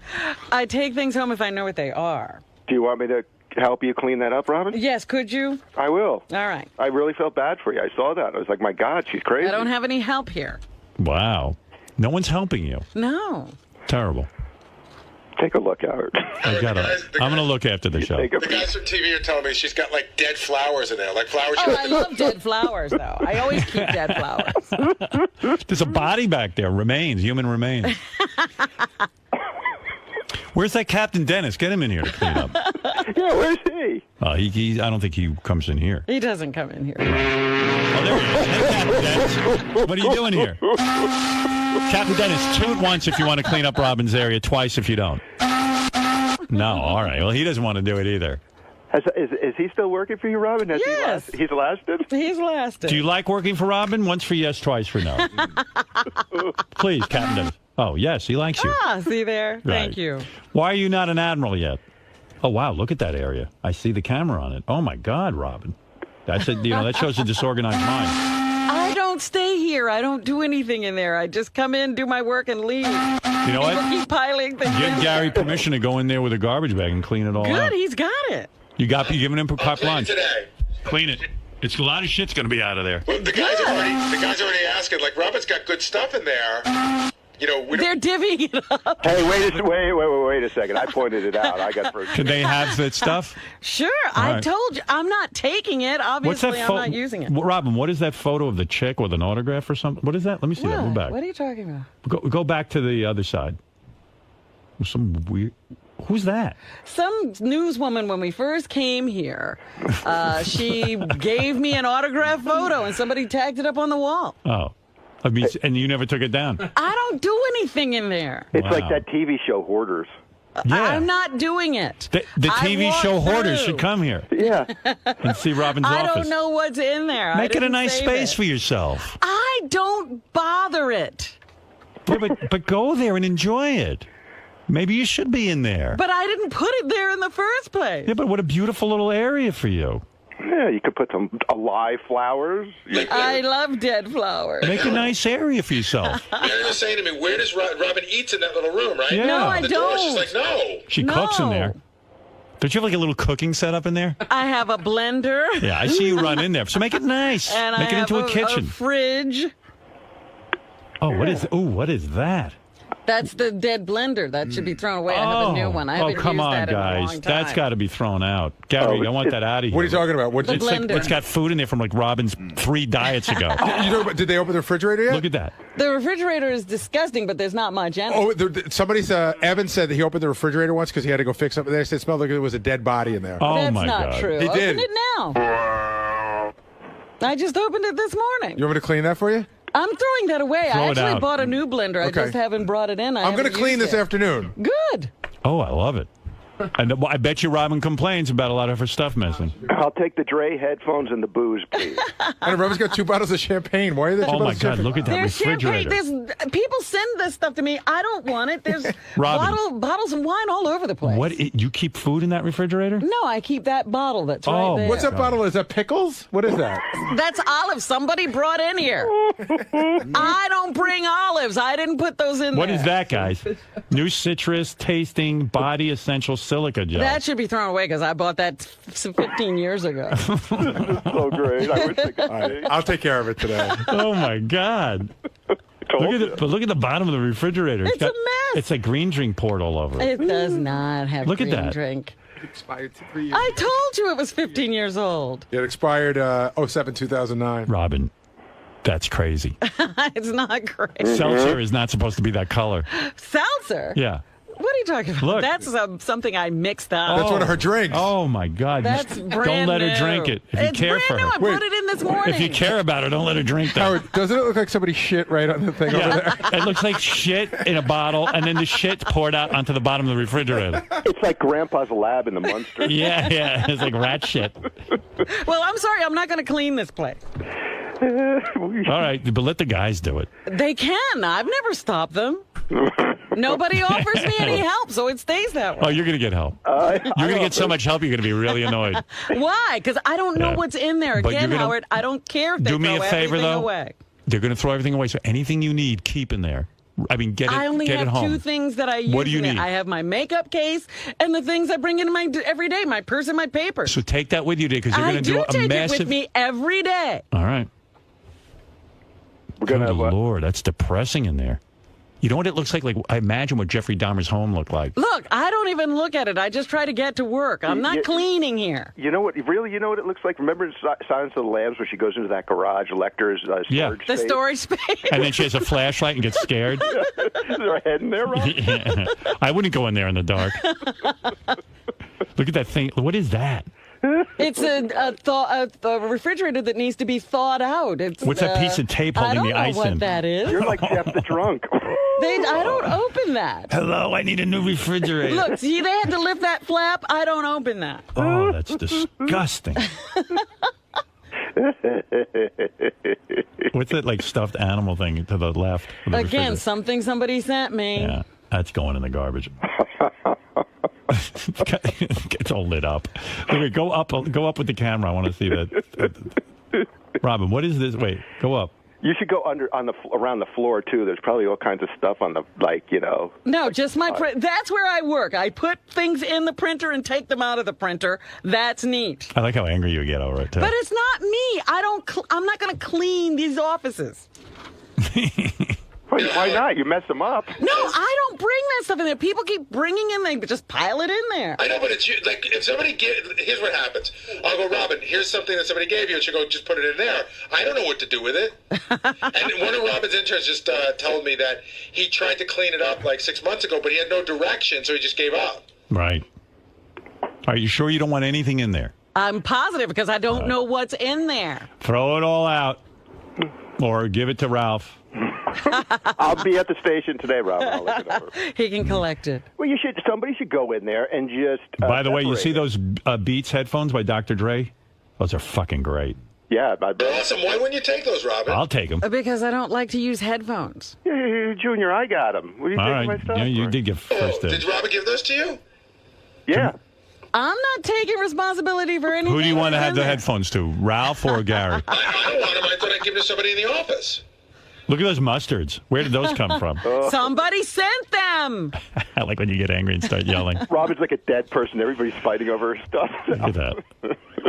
There's like a bottle of wine there. There's like 50 computers in there. None of them work. There's not 50 computers. There's only one. You can't even get to it. It's covered. I know. I have to make sure that stuff doesn't fall on the key so I can work. Oh, my God. You can't even get in there.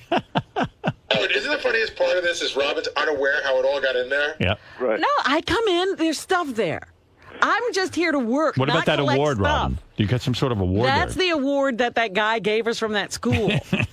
Robin, can I ask you a question? That bullshit award? Robin, let me ask you a question. What do you want me to do with that? Would you like somebody to come in there, like make it nice and, make something for your keyboard and maybe a little shelf there you can put stuff and a little chair for you in the other place where I don't sit in there. There doesn't need to be a chair. That would just only make it more junky. I got to ask Robin a question. There's times that I have mail for you and stuff like that, and should I not put it in there? I don't think if it goes in there, I'll never see it. I mean, look at it. It's like the vortex. There's a woman who works for O Magazine that was trying to get Robin to do like the back thing, and she goes, "I keep sending Robin stuff, and I never hear back. It's probably in there." Email. She's not sending me hard copies of stuff. Well, put all her mail in there. That'd be funny. Like, just watch it disappear. You're gonna look, there's like books back there too, like Greg Fitzsimmons' book. Yeah, people hand me books. They go right in there. That you could definitely throw. That's an out. autographed Jimmy Fallon book. Did you know that? I know. I know. There's an autographed Joan Rivers in here. Take everything and throw it out. I know Robin's what to giving do. you permission. I'll make it look you nice. You know what to do. Just throw everything out and it'll look great. Nah, I'll give a little. It'll be like a little bookshelf. And that refrigerator is disgusting. Yeah, that we're gonna clean today. That cannot be I healthy. was thinking it's too big and needs to get out of there. Maybe we'll just throw the refrigerator and away. I need a small refrigerator. You need no flat surfaces too, because it's a catch-all for your shit. I don't bring that in there. I can't tell you how. Yeah, but people I don't put it bring in there because they don't know where to put your stuff. You need an inbox, Robin. Yeah. You should see her inbox. Her inbox is an entire room. Ronnie. Yeah. What do you think of the new studio? It's a little purple. And how long did it take to do? Well, we've been discussing it, doing graphics, and having meetings about it for months, but the actual work, we started tearing the old set out on Thursday, and it was completed by the end of Friday. The backdrop to me, where Howard is, looks a little busy. It almost reminds me of like one of those. Reminds me of like one of those rides, those like wild rides, with the. Like one of those wild rides you would see like at Disney or whatnot. Those 3D rides? Yeah, it's sort of like one of those wild 3D rides. It's a little busy behind Howard, but it's pretty cool. It's a cool concept. I think you just have to get used to it. Any changes you would make to it?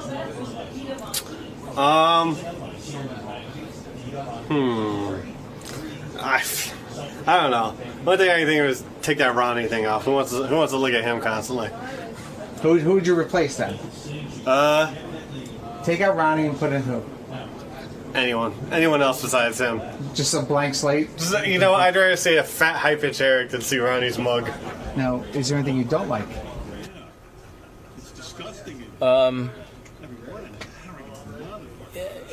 The fact that I'm not in the picture behind Howard. Once again, you They left out? forgot me again. Everybody else on the show is in there somewhere. Scott, he's not there. Overall, it's great. It reads on camera well. The colors are great. Everyone did a good job. And we're happy. It's a whole new look.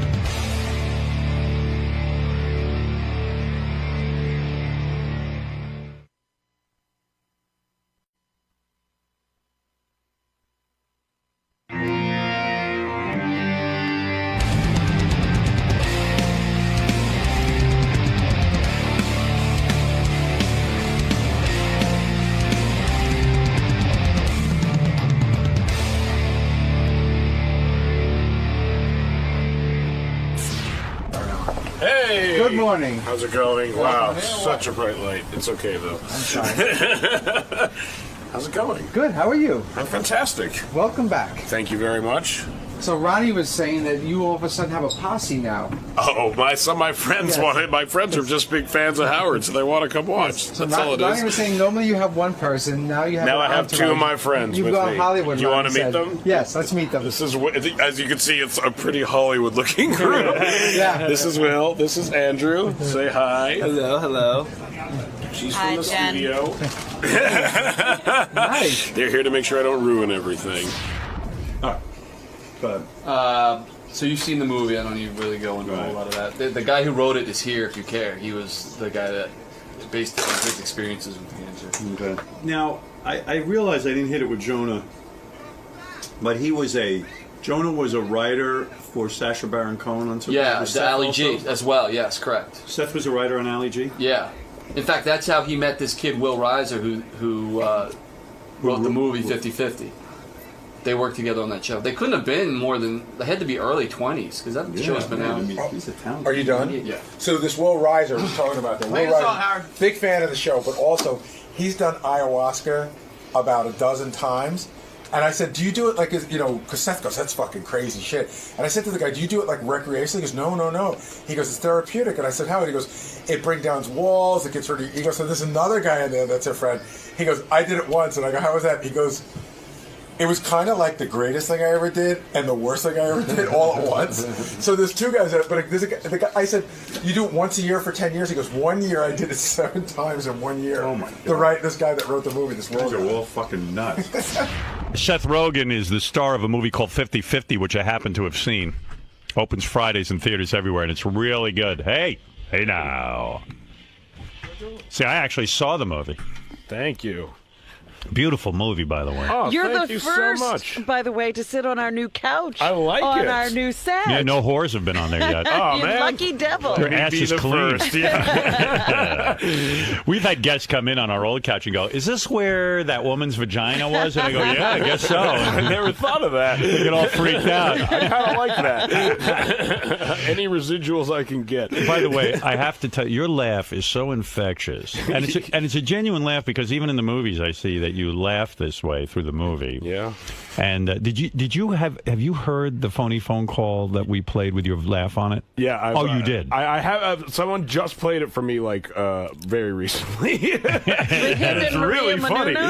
You know what? I think I have to play it. It's great. Do it. All right, here we go. This is. I love this one. Yeah, this is good. It's you and Maria Menounos, because Maria Menounos has a weird laugh, too. I've never heard her name said out loud before. It's not easy. It isn't. Menounos. Yeah, Menounos. Okay, I like it. So your laugh is sort of, and she's like, Jesus. So what we do is we get these people all the time, Seth, who want to be interviewed. They're authors, but no one's putting them on because no one's heard of their book or them. They suck. So Sal and Richard go in the back, and they have this make-believe radio show, Jack and Rod, and they put them on the show. And then mayhem. And we're back on the Jack and Rod show. Please welcome Denise Krochta. Hey, my name is Denise Krochta, and I have a book out called Sweat, A Practical Plan for Keeping Your Heart Intact While Loving an Addict. And I spend a lot of time with my passion helping families who have addicts in their families. We're and glad that you're on the phone, because today here in the studio we have my teenage son Seth and my teenage daughter Maria, and they've actually been in the green room smoking marijuana. They're really, really high, and they don't listen to us, and we were wondering, could you possibly set them straight and get them off marijuana? I will do my best. Good morning, Seth and Maria. Okay. I don't want to talk about this. So, Seth and Maria, do you know that the pot that you smoke now is sometimes laced with very harmful chemicals? It's not just pot like it used to be. Yeah, exactly. And you like that? You like that? Yes. Yeah. So you like to know what it does to your brain? Fuck it, man. So what do you think it does to your brain? Duh. Wah, wah, wah. Okay. How does smoking pot make you feel? Pretty awesome. Exactly. Well, if people listen to this show, they're going to figure out that it's probably not a good thing to smoke marijuana. It may not help you too, but it might help other people. I can tell you that for many kids it is a joke, and it's a joke all the way to not having a life after you get a little older. Fuck that shit. Yeah. So, but is that okay with you? Yes. Yeah, that's what I think too. Yeah. So you think that's okay? Yeah, exactly. Okay. So you don't really plan on having a good fun life later on, because it turns into quite a bit of misery later on. No.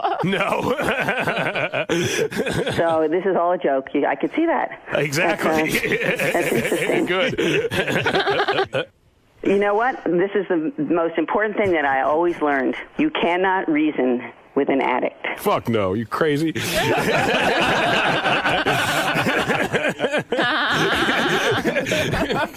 as I said before, you can't reason with somebody who's using pot. So I would suggest find a therapist or someone that they are close to talk to about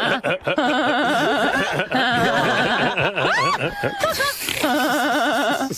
It sounds like this guy's smoking a little synthetic marijuana. Oh my God, I'm dying right now. good luck with that. Right. Fucking A, man. I appreciate that. Thank you. Wow. Oh, wow. That's a strong phone call. That might be the best something like that's ever worked. Have you ever met Maria Menounos? I haven't. You should keep us away from each other. No, I think it would be interesting if you met each other and you say, hey, we're in that phone call together. I know. Now I have an icebreaker. We've worked together. When I was reading, I think I've asked you about this before, but I'm not sure. Yeah. When you were you're a pretty young guy, but when you were much younger, like maybe 20, I'm guessing. Yeah. You worked for Sacha Baron Cohen on the Ali G show? Yeah, I was 22 when I started. Because to me, that's one of the most brilliant guys, most brilliant show. Are you on good terms with him still? Yeah, I talk to him all the time. I literally just emailed with him yesterday. How do you get to be a writer? Like, how do you do that? Me and Evan Goldberg, my writing partner, had written Superbad. And so the script existed, and it was like our writing sample. And although no one wanted to make it, they would send it around to people and say, like, are these writers you'd want to work with? And Sacha was looking for new writers, and he called me and Evan in for a meeting.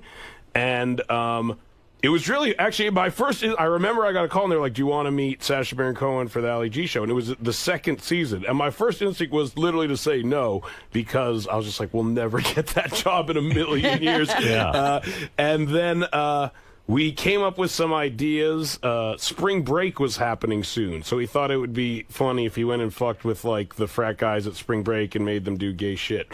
And so we pitched that to him, and he had literally never heard of spring break, and I'm convinced he hired us just so he could use that spring break bit. Right. But yeah, we met him at his house and we pitched him ideas, and then he hired us for like a few days to see if it worked out, and then we got hired on the job. I would almost think there's a movie in that, because you're always writing movies and stuff. I would almost think that sounds like almost like your show of shows kind of stuff, like crazy stuff. You sit down with this guy, he's pretty rational, Sacha Baron Cohen. Yeah, he is. And then he does crazy stuff to the point that he almost gets killed. It was like, it's like, I can't believe he fucking does it. Like, it's insane, because he is so rational and smart. And then he puts on, it's like weird to say, as soon as he like puts on these outfits, he's willing to do shit that's like fucking outrageous. And there was a time on the show, like we would watch like the raw footage, and there was a time where like these frat guys, the one that actually aired, there's one where he gets these frat guys to like pull their dicks out, and they're fucking wrestling naked, and they're like slapping each other's asses and shit like that. And in the end, he's like, now say hi to gay TV in Austria, and they're like, we're on fucking gay TV, and they freak out. And that's what they aired. And after that, the guys like seriously almost kicked the fucking shit out of him. And they started wrestling the camera guys and shit, and he fucking ran. But he's mic'd the whole time, so his microphone's on, and but he doesn't break character. You literally hear him running, being like, oh fuck me, and he's doing this gay Austrian voice. And on the footage, it's like you just see cameras getting jostled and guys like getting angry and throwing shit. You just hear him being like, are they following me? Are they following me? Did you help write the movies that he did? I've helped out. Like a couple days, I've come in and just kind of pitch jokes and stuff like that. So when you're 22 years old and you apply for a job like that, you'd written Superbad by yourself, but no one even really can give you sort of feedback as to whether it's good or bad. Yeah. And so you went to college, right? No. You didn't. I didn't graduate high school. Yeah. It's unbelievable. Yeah. Was that your first job in show business, writing for Ali G show? It was, I'd done the TV shows with Judd, Freaks and Geeks, and Undeclared, and I was a writer on Undeclared, so I'd been like a TV show writer before. But Ali G show was the first job me and Evan, who I wrote Superbad and Pineapple Express with, that was like, and I produced this movie with, that was the first job we ever like officially got hired to do together. But when you don't go to high school even, or you drop out of high school, how do you even know the format for writing a movie or writing on a TV show? Don't you have to have a certain expertise in how to write a television show? Well, something like... Something scripted, I mean. Yeah, not really. I mean, I think whoever you're working for, I've been very lucky, I think, that I've worked for people who have the instinct to, like, hire younger people and teach them to do shit rather than hire... Yeah, but when you write a movie, don't you need to know, like, even just, like, go to the interior, do this, do that, do that. There's a formula I that you read have to follow. I got my hands on other movie scripts, and I just kind of copied the formula, and there's a program called Final Draft, which kind of puts it into a script format, which I bought... In high school, I went out and got it, And this guy the guy who became your writing partner, I mean, here you are, a guy who smokes a tremendous amount of weed, yes, who didn't graduate high school, and you're like, hey, man, let's be television writers and get our own movies. Yeah. I mean, he has to be insane to team up with you. No, he was, I went to high school with him. We started writing together in high school. He was there with me the whole time. Beavis and Butthead, only it worked. Yeah, you guys kind of are Beavis and Butthead. The fact that it fucking worked is bananas. And I bet people who look at us and like the people who grew up with us and see that like somehow we became the ones who were able to do what they wanted is probably the most frustrating thing in the entire world. Did he graduate high school? He did, because he stayed in college and he graduated from college. So he's like the brains of the outfit. Yeah, I guess not. If you met him, you might say otherwise. I make him look very unprofessional. What was the first thing you wrote together? Superbad? Yeah, we started writing Superbad like in high school. Yeah, that's what we would do instead of fucking... Did your parents think you were a douche for, like, writing Superbad and thinking that it could be something? Yeah, spending all your time in the room writing. No, my parents actually were very supportive, and his parents thought we were fucking assholes and would actually, like, tell us to go outside and play. Like, literally, it was 1963. Like, it was the weirdest thing ever. And I make fun of them constantly to this day, his parents, for being so unsupportive, so grossly unsupportive of us. I realize you're like a real sort of connected guy emotionally because you're able to be friends with guys and really maintain friendships. Like I'm not that way. I have a hard time with that kind of stuff. Really? Yeah. So when I watch your movie, even I was watching the movie and I realized from other interviews that this movie about a guy having cancer is actually your real friend. Yeah. And you actually were friendly with him, and you said to him, hey, let's write a movie about cancer and what you do when somebody gets it. And I got to tell you, when I was like, I don't want to watch this movie. I'm going to bail out after 20 minutes. I don't want to see a fucking comedy based on cancer. And I don't know how many tickets this thing will sell, but it's fucking excellent movie. Thank you so much, And this is your best role, I think. Oh, thank you very much. I really, truly believe that. Thanks, man. I really appreciate that. It's great. I mean, and then you seem to ad-lib through a lot of the movie, because there's one scene where a dog starts licking the other dog's balls, and you go, whoa, look at that. He's licking his balls. Yeah, I did. My wife turned to me and go, that can't be in the script. That would be the most weirdly well-trained dog ever. He will lick your dog's balls on cue. You're incredibly comfortable on camera, aren't you? I mean, to the point that you do a lot of ad-libbing, huh? Yeah, I mean, and that was, I mean, again, like you say, it's a small movie, and I think that gave me some, and I was one of the producers on it. Like, me and Evan were literally the bosses on the set, generally speaking, which was fucking horrifying. But it kind of gave us permission to do whatever we wanted, and the director was really great, and the writer's really great. And are you high when you make the movies? Sometimes. Yeah. Do you pick your spots, or do you... I can get high for this scene, or, I got to be really straight for this scene. I'll generally isolate 2 or 3 scenes that I think I probably should get high for, and then I'll generally go out the window. We'll do one take of it. I'll be like, I got this. Let's go to the trailer. Can people tell when you're high or not, or they don't really have a... I don't know. Watching the movie, do I seem high? No, but you seem incredibly relaxed. Okay, well, then that's how it comes across. And you're having a lot of fun, it seems like. I am. I definitely am having a lot of fun. Now, I think it was wise of you not to take the lead role. Me too. Yeah, I mean, you could have easily put your ego there and said, hey, I'm a pretty big star now, and I'm going to be the guy with the cancer. Instead, you were the friend. Yeah, I just didn't, it would have been, I don't know. I feel like you wouldn't have sympathized with me that much if I had cancer. When you brought this film around for people to see, so that, the script, so that you could get financing. Yeah. Did they say to you, hey, Seth, you got a great career going, we think you're brilliant, but fuck you, we're not putting a dime into your cancer movie? No, they actually... were receptive? They were receptive because we approached it wisely, I think. I think because we didn't try to make like a big, huge, fucking expensive version of it. That would have been really... that would have been ridiculous. That would have been, horrible idea. Right. But because we decided, let's just make it kind of on the smaller side, and if it turns out good, then it'll like come out like a normal movie. And what happens? You don't get paid... I guess you get a lot of money for a film now. I mean, you can get what's your quote, $5 million? $10 million? No, it depends on the size of the movie, but somewhere between those two numbers. Between $5 and $10 million. Yeah. So when you make a movie like this and the whole budget's $8 million... Yeah, I don't get paid anything. You don't get paid a dime? No. But you'll make money if the movie makes money? If the movie makes money, I could make... If the movie makes a ton of money, I'll eventually make probably what I would have got paid for doing any other movie on Earth. So how long does it take you to make this movie? I mean, from developing the script to being in it and the whole thing. Well, Will the guy who wrote it, Will, who actually I met on the Ali G show. His job was to book the guests. Will's the guy who actually really got cancer in real life. Yeah, he's the guy who really got cancer. He was your buddy. He's my good friend, and he got sick in 2003, and we literally started convincing him to write the movie like while he. We would joke about it while he still had cancer. It was kind of like a joke we would say. Is it true you went with him for his chemotherapy? You drove him to the hospital, that you told him to get rid of his girlfriend? Is that true, or did you kind of write that for the movie? He didn't go through chemo, but I did drive him to the... I was like his best friend throughout the whole experience. And right.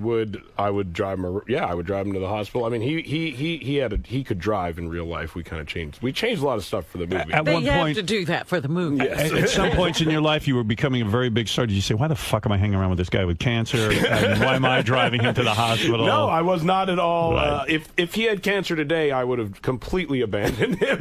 But at the time, I had nothing else going on. So right. I figured, he did it at the right time. Exactly. I love in the movie career. that the guy with cancer gets burned by his girlfriend, for example. Was that a true thing, or is that something you guys embellished for the film? That we embellished for the movie, but what was true is, like, even though he had cancer, he would probably complain about his fucked up girl situation more than the cancer is what was real. And we wanted to show that. Like, I think is when people have something like that happen, like, they almost focus more on other shitty shit in their lives. Was it true you guys would go out to bars and say, hey, he's got cancer, and then get pussy?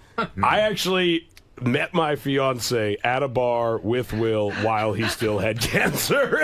And because you guys used it to meet chicks. I mean, I didn't specifically say, like, my friend Will has cancer, but I didn't shy away from it as a subject of conversation, and I can't help but think it made me look interesting and sympathetic in some way. There was a scene in the movie where you guys go to a bar, and it appears that the two girls that you're picking up are really losing interest in you, and then when he says he has cancer, they get sympathetic, and they do bang you guys. Exactly, yeah. Right, so it can be used to get laid. It can be used to get laid. It did never specifically happen like that, but I literally asked my girlfriend to this day, like, seriously though, like, you don't think you liked me because I was there with a guy with cancer and, like, I was his friend and I was making jokes about it. Is it true that the girl you're with now, is she your fiance? Yes. Yeah. Is it true that she really felt sympathetic toward you because you were hanging around with a guy with cancer? It made you look like a good guy. I think the answer is yes. I can't help but think the answer must be yes, because I'm not that good a guy. Is that the meaning behind the movie, that guys can get pussy?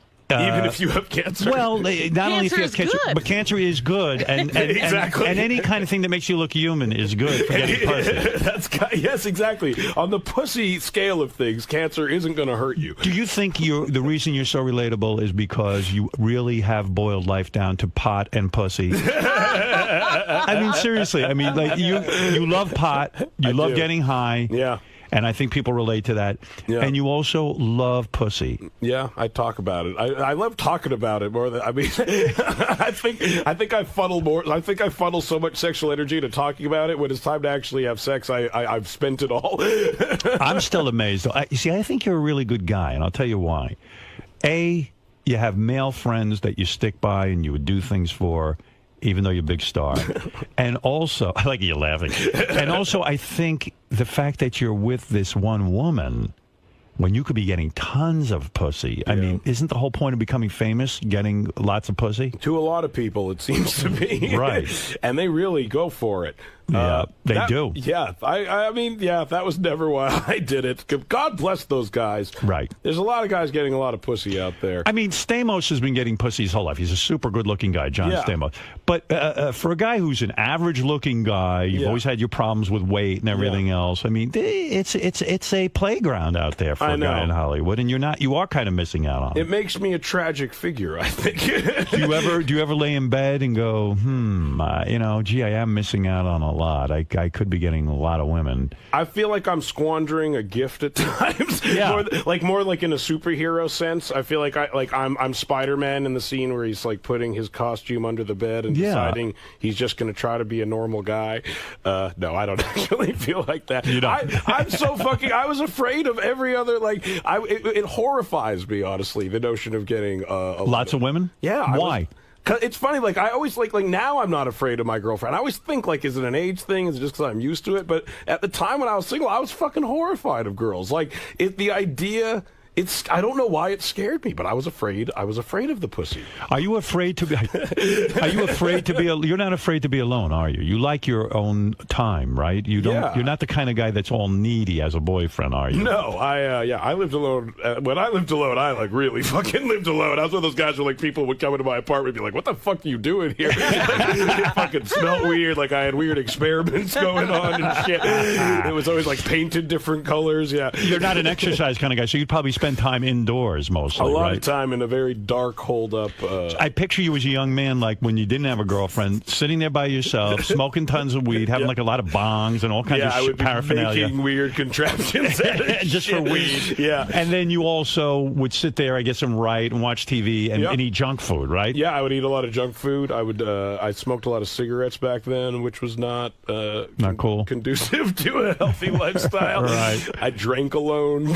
quite a bit. Oh dear, it's very dark. It sounded very sad. It wasn't dark though. It was hilarious. I literally. And I picture you as like almost like the show Friends, but the anti-Friends. Like, would people drop by and just get disgusted with you? They would, literally. Yeah, right. People, and I didn't have air conditioning, and I lived in LA, and it was so fucking gross. And I would smoke inside all day, so like it was like a hot, stinky little fucking room. Like people would walk in and gag. Yeah, and they would just assume I was clearly jacking off everywhere. Like I clearly had it like contained it to one. Like even like in my kitchen, you would get the suspicion I had made. Like there would be like a porno magazine in the kitchen. You'd be like, you were jacking off in the fucking kitchen, weren't you? Were you the kind of guy that? How many times a day did you jack off when you were single? You were super young. I mean, were you a 5-time-a-day guy? No, I could never 5-time it. Some guys can 5-time. I knew a guy. If I was sick, sometimes I would 5-time. If there's nothing else to do, you jack off. Could you jack off 3 times a day? Pretty much 3 times a day, morning.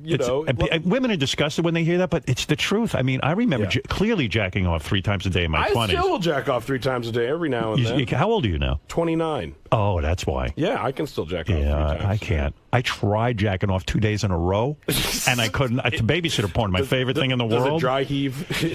What it is I rub it and it feels good, and then all of a sudden it kind of dies. It's that happens to me leave sometimes. Me alone. There is no more disappointing feeling than sexually disappointing yourself. Yeah. Like, you're just like, really? I almost yelled at myself. I'm like, you got babysitter porn. How can you not come? Do you have a special kind of porn that you like? I've been I like a lot of different kinds of porn, I'll be honest. That's because you're 29. I've been into the kind of like reality-seeming porn these days. Really? They call it amateur porn. They call it amateur. And I have a nagging suspicion it's like wrestling, and I'm like buying into it, and it's all fucking bullshit, and they're all actors, and they're pretending. But much like wrestling, I will allow myself to buy into it and be like, it's crazy. They're just fucking these strange dudes they've never met before. This guy's just standing on the street waiting to buy some smoke, so they pick him up and fuck him. Are you talking about the porn that I think I know what you're talking about? These girls come for an audition, and then the guy goes, "Well, you got to blow me if you want to get work." I've seen that, and I'm also talking about the porn where like teams of girls are seemingly let out on the street loose, like a pack of horny fucking animals, to find some poor guy with a little dick, generally speaking, and then they fuck the shit out of him. I like that for some reason. You buy into amateur porn as long as the guy has a little dick. When you start seeing this big dick, it ruins it. Their pubic hair is the first thing that makes me suspicious, because it's like they all have really trimmed pubic hair. You look at it, you're like, what are the odds all these guys fucking trim their pubes? But then they have a little dick every now and then, and you're like, he has to be real. This guy wouldn't be like pursuing He's not a porn star. But part of me thinks they're so smart, they like sprinkle in the little dicked guys every now and then to keep the fucking thing alive. Like in wrestling, it's like the equivalent of like when they would cut their foreheads. Like just when you would think it was bullshit, they would like show blood, and you're like, oh, it's fucking real. You don't jack off to magazines, do you? I don't anymore. I have probably, every now and then, if I have to be really sneaky about it or something like that. But it's hard. It's hard to jack off. I use my iPad now. Oh yeah, I can get porn on my iPhone and my BlackBerry. I can watch pornography. You have an iPhone and a BlackBerry. I have an iPad and a BlackBerry. But I can download porn onto my BlackBerry, which I have. That's a very small screen. But why download it? I mean, doesn't that take up a lot of room? It can, and then it's on there. But don't you feel terrible like planning ahead for jacking off? I on do, your BlackBerry? literally. Like I was doing it the other day. I had like an hour to kill, and I was like, I'll download like 6 porn movies onto my phone, and this way, when I'm horny later, I won't have to take the time to find one. And you feel disgusted with yourself. I actually felt very fortuitous. Really? I feel gross. I mean, I'm like, oh shit, I'm actually thinking ahead for my masturbation. And it's weird too, because you're in a relationship, you can get laid all you want. Does your girlfriend travel a lot? No, but sometimes she doesn't want to do it, right? No girl wants to fuck as much as any guy. I know, and you got to realize that if you're in a relationship, because at some point you can get really angry and go, I want to fuck, how come she doesn't? Yeah. But then if you get rational, you go, you know what? I just want to fuck more than she does. That's right. And so I grapple with that all the time. So you can masturbate in the morning and have sex later in the day. Yeah, I can. But I always think and I know the best strategy is don't bug her a lot. Just let it happen. Yeah. And I but then can't it doesn't happen. fucking do it. And then just if it does, it's at 10 minutes later, I'm like, come on, what? Let's do it. What's the deal? And I know it's a bad strategy. I know I shouldn't bug her about it. I know for a fact I should just let it. I know, but but then you could end up waiting days. That's my fear. I said to my wife, I said, come on, let's take a shower together. And she's like, no. Yeah. I go, no, I think we should. And then I act all disappointed the rest of the day. I know, and then I feel like a fucking idiot, too. And that's what then I act disappointed, and then maybe she'll want to have sex with me, and then I feel like it's fucking charity pity sex, which I still take, but I'm not, it's not as exciting as when it's good regular Do you ever occasionally feel like saying, hey, wait a second, I'm Seth Rogen? Or sometimes I'm even like, hey, I'm famous. A lot of women want to have sex with me. I was joking about a system recently where, anytime another girl tries to have sex with me, I get, 1 credit for sex that I could then use on my girlfriend. So I could then say, I had, 10 girls try to fuck me today, so you owe me 10 fucking credits that I can cash in at any time. However, if that was real, I would get dumped in 2 fucking seconds. Do you ever think to yourself, after you make, when you showed this movie to your girlfriend, everything was all done, and I guess you go to a premiere or some screening or something, do you think she's going to fuck you, right after the movie because you're so good in it? And then if she doesn't, you feel like a jerk? I've never actually equated those 2 things. I think I'm usually so filled with shame after I see the first cut of the movie that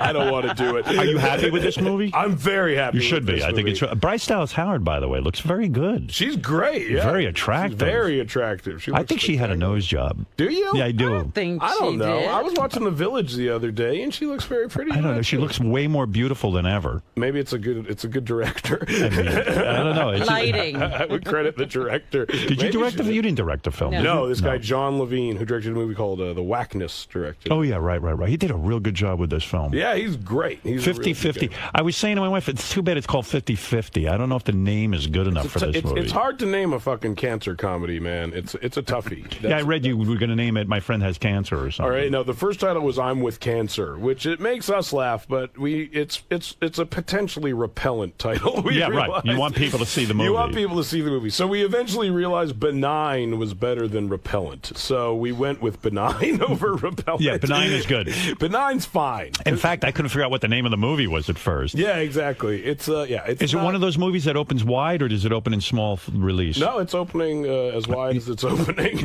Right. But it's opening pretty wide. It's opening everywhere. It's on 2,500 screens. And when you make a movie for $8 million nowadays, I mean, I don't know what that means, but it seems like a low amount of money. It means there's not going to be a lot of explosions or car chases. Exactly. But there's so much waste goes into movies, it's fucking ridiculous. Yeah. The day-to-day shooting is almost it's like the amount of food and trailers and fucking bullshit that goes around the movie. The actual shooting of the movie is almost no different. When you're sitting there and you're a hot actor and you could be getting some big movies, well, you're a hot actor. I mean, you're getting big parts.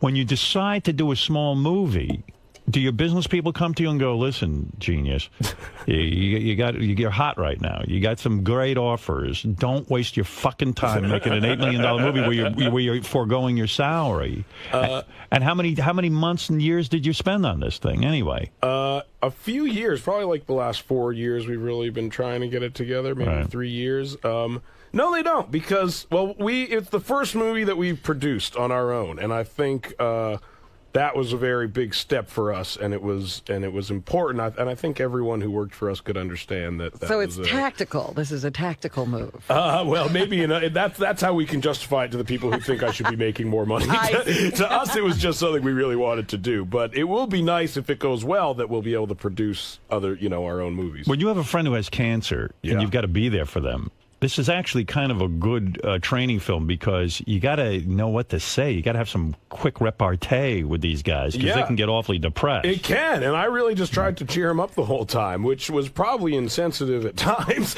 But generally speaking, it seemed to be a good attitude to take, you know. I mean, but we're comedians, so I guess it's what we fucking do, no matter what the fuck happens. Yeah, it might not work so well with others. Yeah, right. You know, you got people who aren't that funny. I know. Don't make a lot of cancer jokes if you're not that funny. But I get back to me on this first job with Ali G, Sacha Baron Cohen. Yeah. You get in the door. Yeah. You get a meeting with this guy. Yeah.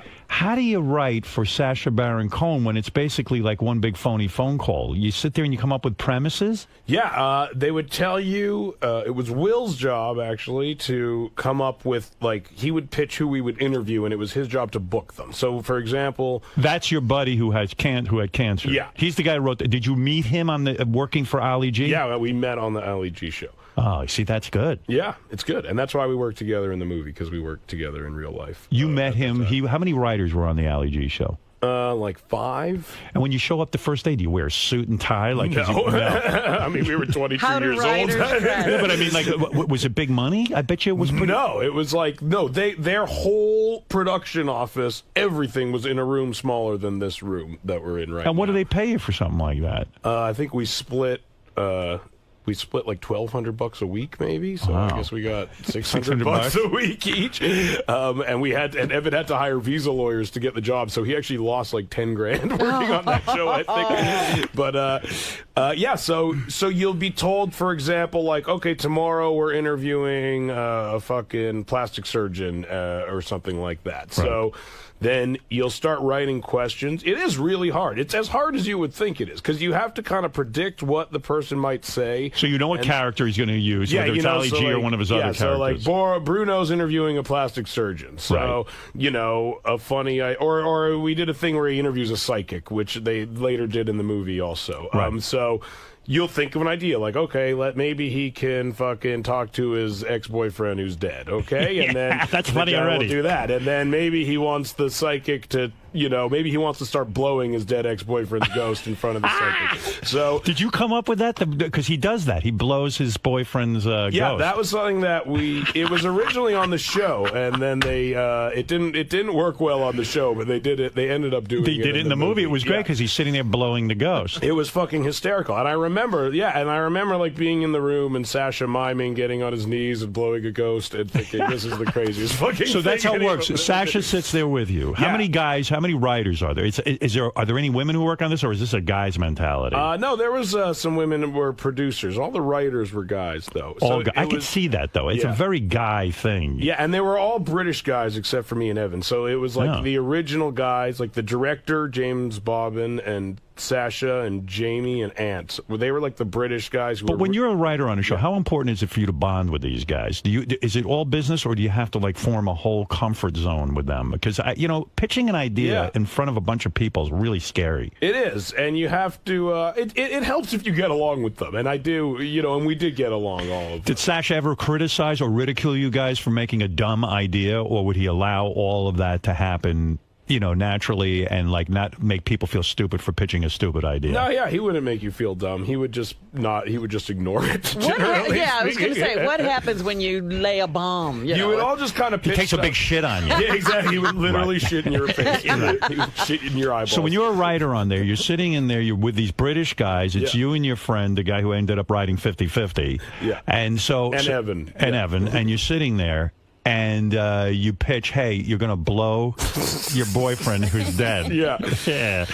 And does it ever occur to you, oh, my God, this job is so ridiculous. Yes. Like, this is crazy. That job all the time. And because then we went on the road with him, too. So, like, me and Evan were literally, like, in fucking, like, San Antonio, Texas, like, fucking with people, and like we were afraid we were going to get murdered. Like literally, we're like, we've come to Texas, like a bunch of Canadian Jews and British people.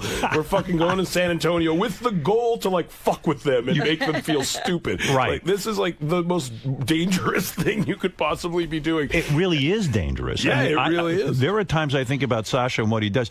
Is he stopping all that now because of the danger factor? He's made sort of enough money, and he's kind of like, you know what? I'm not going back out and doing that anymore. I don't know. You speak to him. I mean, no, but I don't know if he plans on doing more of like that type of stuff or not. He's getting a lot of mainstream work. I know he just made like a movie that's like a real kind of movie, narrative movie. How long did you do that job for? It didn't last that long. I think it altogether lasted like 6 months or something. And that comes about from giving him the script to Superbad and saying, this is what me and my friend Or wrote. maybe his agents. I mean, I honestly don't even know if he had read Superbad. Like, we could have just been like one of 10 names that was submitted, and he met with a bunch of guys. And Who was the person that believed in you so much that when you were some schlub who dropped out of high school that took you on as a client and represented you and thought your work was so good? Well, Judd Apatow really helped out a lot in that He's department. the guy. I mean, he's like, I got agents because he helped me get them, and like I got on the TV show because he put me on it. I mean, he's an incredible recognizer of talent, isn't he? Like Lorne Michaels is an incredible recognizer of talent. Yeah, I totally agree. I think they're very similar in that way, and it's really amazing, and I really do owe him a lot. Were you on Saturday Night Live this weekend? I was, just the other night. It was one sketch? Yeah, I was just in the opening monologue. Have you ever hosted the show? Yeah, twice. You have hosted it twice? Yeah. I haven't been really watching it that much. That's what's funny. When you do it, it's like you get so stressed out, and it's like the center of the universe, and then afterwards you realize nobody watched it. People are like, where have you been the last week? I was like, I was doing fucking Saturday Night Live. Like, oh. So you were promoting 50-50 by going on Saturday Night Live, or you just did it for fun? Well, the idea is that it probably would help with 50-50 in some way, but it is really fun for me, too. And you were on with the great Steve Martin? Yeah. And who else? Alec Baldwin? Alec Baldwin also, yeah. What was the sketch? The sketch was that Alec Baldwin, this time, actually broke Steve Martin's record for the most times hosting. And so the joke is Steve Martin comes out and says that he wants him to take a drug test because he wants to make sure he wasn't using performance-enhancing drugs. And then he says he's hired a drug expert to conduct the test, and then I came out as the drug expert. They give you that script to do? They say to you, we have an idea for you, Seth. We want you to be the guy who does this, this, and this, and the other thing. Yeah, Lauren called and said, well, would you walk out and be a drug expert? And I said, okay. Do you meet, because you are a drug expert. Yeah, exactly. Did you meet with Alec Baldwin and Steve Martin ahead of time? The day before we did rehearsal. You do a whole rehearsal with them. Are you intimidated by them at all? Yes, incredibly. I would think so. Especially Steve Martin. I mean, to me, he's like one of the funniest people of all time. Does Steve acknowledge your body of work? Does he say yes? He did. It was amazing. Right. It was one of the fucking craziest things that's ever happened. He literally sat in my dressing room and talked to me for like hours. It was fucking crazy, man. No kidding. Yeah. Was it an interesting conversation? Did you learn anything from this conversation? I did. I talked about how I was nervous, and he kind of went through some things that were that made him nervous throughout his career. I mean, it was really, really interesting. It was a real conversation. It was a real conversation. Real bonding time. I don't know if he'll necessarily recall that it happened in a week from now, but to me it was very significant, and I'll take what I can fucking get. Because I wasn't expecting it at all. Honestly, I was more than happy to just like fucking be around him. And he literally just like was like, mind if I sit here? And it was we talked for hours. It was fucking crazy. Do you get nervous doing something live because to me, you're used to doing it on film or doing a rehearsal, this and that, but this is live. You can really fuck it up, and if you fuck up Steve Martin and Alec Baldwin, you're a real dick. I am a huge fucking dick if that happens. Well, look, I literally had one line, and I knew it was good, so I actually didn't get nervous at all. I had a few beers. I was very relaxed. It went very well. But the first time I hosted Saturday Night Live, I almost started crying when I walked out on the stage to do my monologue. Because you were so nervous? I was so nervous, and it turned into like just being emotionally overwhelmed, and like the only thing that stopped me from doing it was like me saying to myself, like, if you fucking cry on live TV right now, it will ruin any fucking semblance of anything you ever have. Did it go through your mind that like maybe crying on Saturday Night Live would be huge? Maybe. No, that did not occur to me. You know what I mean? People might have thought it was a joke. It would have been the funniest part of my show, probably. Do you have anything like a comedy hero, that someone whose career you've just adored and that you emulate, or is it that sort of not happening for you? I don't know if there's anyone like specifically who their career I look at and it's like I want that career, but there's a lot of guys that I think are like the funniest. Who is the funniest guy? I don't know. Steve Martin's one of the funniest guys. He is, I think so. I think Albert Brooks is one of the funniest guys. Do you follow him on Twitter? He seems to tweet a lot now. He tweets a lot. Are you on Twitter? I'm not on Twitter. I don't tweet. Yeah. But how do you know he tweets a lot? Some people have told me he tweets a lot. I would think that'd be something you're into. I mean, if you're sophisticated enough to download porn onto your BlackBerry, exactly. you think you'd have a Twitter account. If I can ejaculate from it, I'm not that interested. Yeah, Albert Brooks doesn't say anything sexy. That's the problem. Exactly. It's nothing I can use. And what is going on with your weight now? It seems like for Green Hornet, you got super thin. Yeah. And now it seems I've evened out. Yeah, you're not fat anymore. No. But you put back a little bit of weight. Yeah, you were weirdly thin. Yeah, I was weirdly. I actually I tried out a suit that I had at that time, and it was like fucking ludicrous that I was ever that small. Like I finally got that it got a little weird by the size of this old suit. And, like I was looking at it, I was like, really? Like this? Like my bones don't seem like they would fit in it. Like it was fucking weird. So after Ali G, and that show ends after 6 months, and you've had this job in show business where you're a writer. Yeah. What do you do? Do you think it's all over? They fired you, or I guess the show just ended? No, the show just ended. No, we got nominated for Emmys, which actually made us seem like we might keep working. What was the next job after that? The next job was 40-Year-Old Virgin was after that. Yeah. So that changes everything. Yeah, that helped quite a bit. That got Superbad made, right?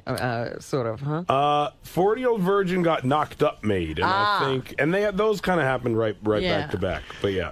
Kevin Smith, the director, credits you for getting his career back in line because I guess he had stopped smoking pot, and you sat him down and said, "What are you, fucking crazy? You should be smoking pot. That opens you up creatively." It was not that deliberate. And he took your advice, and before you knew it, his career felt like it was flourishing again. So he says he has you to thank for opening up his career through marijuana. Well, that is very nice of him. And you really think the marijuana is... I think some people should smoke weed, and there's some people I bet who should not smoke weed. I got to tell you, I mean, you are slowly becoming the one major voice, the proponent of pot in this country. You're probably... In a good way. You know, mostly it's people who aren't doing well who say, come on, give me my weed. Because at this point in your career... Yeah. You know, I'm sure that there are some pretty highly paid publicists who sit you down and say, Seth, enough talking about pot. I'm sure my publicist is laughing his fucking ass off at the thought of that right now, hearing that. No, they don't give a shit. I don't think they don't say anything. I mean, because they all know it's fucking bullshit. Like, they don't, like, it's fucking so stupid that pot's illegal, and it's like, I've stopped subscribing to it. Well, you know what I mean? People in Hollywood, the old axiom was that people in show business do not want to do business with people who openly do drugs because, you know, they have to get financing for a movie, and we can't depend on people who do drugs, and it's better to keep that stuff very quiet. So even if the publicists are doing it, they'd be the first to say to you, would you shut your fucking mouth? Right? I can't believe you haven't gotten that lecture at least once. No, you know what's funny is when I was promoting Green Hornet, the only time it's come close to it is when I was promoting Green Hornet, Sony asked me to not tell too many weed stories. And I said, I don't think I'm capable of doing that. That's all I want to talk about. Exactly. Like, it's kind of my only fucking thing that I can talk about. Are you still smoking a ton of weed, or have you calmed down with that? No, I still smoke weed. You smoke a ton of weed? Quite a bit, yeah. Did you smoke this morning before you came in? No. You didn't? It's too early. It's too early. But what I have time realized, do you smoke? Yeah. Hopefully before the Today Show. Before Saturday Night Live, did you smoke a little weed to relax? That day I had, yeah. You did? Definitely. Oh, you are relaxed. I couldn't. I am so neurotic. First of all, I can't smoke weed because I'm too paranoid. You know how you said there's some people who shouldn't? Some people just shouldn't. I don't think everyone should. I'm not that guy. I'm not a proponent of everyone. If I had to do Saturday Night Live, I would be neurotic. My voice has got to be all right. I got to get sleep. I'm going to go try and take a nap. I have a laundry list of things to do. And you're sitting here laughing because you don't get nervous that way. You don't get neurotic. Well, again, I had one line. The times I hosted the show, I actually didn't smoke weed. Like, that was one of those things where I was like, I probably shouldn't smoke weed all day today. You now have a medical license for marijuana? Yeah. What is your ailment? Does that work outside of California, number one? No. Here's my license. Can you carry your medicine? Can you carry your medicine into New York? No, but I figure I could get one good plea ignorance out of it at least. I figure one good bust. Yeah, well, I've never been busted. What's crazy is all I think is the amount of weed I smoke versus the amount of other stupid fucking people who are famous who have got caught with weed. It's mind-boggling. It is mind-boggling. I've never been caught with shit. Crazy, man. But in California you can smoke all the weed you want because you have a license to smoke. Yeah. And what is your ailment again? Headaches? I have, it's a list. No, it was anxiety and insomnia. I can't sleep, man. All right. Now, do you have to... I can't sleep without weed, man. Now, how long does it last that you have this license? And a year. A year. So you have to re-up. You got to re-up. Every year. From the wire. Oh, my God. You must be beside yourself because you can go into a store and buy packages of marijuana. Oh, it's the greatest thing ever. Yeah. What's your favorite? There's a lot of. I like the Kush family of marijuanas. Right. There is a Pineapple Express weed now, which did not exist before the movie, so I feel an obligation to buy it just to make sure the quality is good. And marijuana hasn't fully cured you yet of all your ailments? Yeah, no, I'm getting close. You're thinking you might need to get another subscription. I think I might need to get another prescription. Right. Okay, right. Yeah, I get you. I'm getting close, though. Tell me about I got to ask you about this. By the way, we're here to celebrate the movie 50/50, which I've seen and I love, and I'm not saying in a Jay Leno kind of bullshit way. I'm telling you the truth. If I didn't love it, I would just say, hey, I didn't see the movie. Thank you so much. I'm telling you, I saw it, and it's fucking killer. I need to tell you that in all honesty, there's a scene in Private Parts where you make jokes about your wife having a miscarriage. And honestly, like that scene I saw, what year did that movie come out? Like 12 years ago. Something. Yeah, like 95? I must have been 97. Like, yeah, I mean, so I was like 15 years old when I saw that movie. That's who the movie was made for. And I was doing stand-up comedy. And honestly, like that moment, like really influenced me as a comedian. And I think is one of the reasons I even thought it was a good idea to make a movie like this. Oh, that's cool. Yeah, because it's such an unusual. Thank you for that, because it's not your typical movie. People don't make comedies about cancer. In fact, those ideas usually die when you go, hey, let's make a movie about this because it's kind of funny, and then you go, wait, it's about cancer. Fuck you, I'm not going to make it. Exactly, but I literally remember watching that and like. I mean, in the movie, it's such a, it's the moment where you're fucking let your honesty, lead your creativity and everyone responds to it. And I think, I really connected to that. And I still think about it all the time. And I honestly think it's one of the reasons that we even thought it would be a good idea for Will to write this movie. In a weird way, I kind of think that this is such a helpful movie because if anyone does suffer from a disease, not just cancer, I think it would make healthy people sort of look at that and go, you know what? It might be a nice thing for me not to be so caught up in myself and maybe help someone out, and I might actually be great to do. Well, maybe it would help you because you actually were talking about, what was her name? The woman who just died of breast cancer. I don't know. She was the daughter of the vice president, Eleanor Mondale. No. And you said you called her and you kept trying to ask about her disease, and she just wanted to talk. No, she didn't want to. No one really wants to confide in me when they have a disease. In fact, I just called another friend of mine who just got cancer, and I called up to for him to confide in me, and he just was like, goodbye. That was the end of it. They don't want to confide. You want to know it? I must send out the vibe that I'm really not going to get too. That's why I admire you, honestly, because you did get involved. Tell me about. Now that you get more and more famous, you get more and more successful. Why do you laugh when I say that? I don't know. It's just funny to hear you say it. But you had a meeting, which I would think would be very big stuff, with Steven Spielberg and George Lucas, right? Whoa! Yeah. And the two of them together? How did you get that meeting, and what was that about? Well, George Lucas wasn't supposed to be in the meeting. Okay. Steven Spielberg called. He wanted to meet with me and Evan about potentially producing some movies that they had ideas for or something like that. Now that's interesting to me. He certainly is capable of producing a movie without you. So is it the idea that he wants to produce it with you so you'll be in the movie? No, I think DreamWorks themselves was just saying at that time they didn't have a lot of... I think sometimes the studio has more scripts than they have people they trust to oversee the making of those scripts. I see. So the meeting was...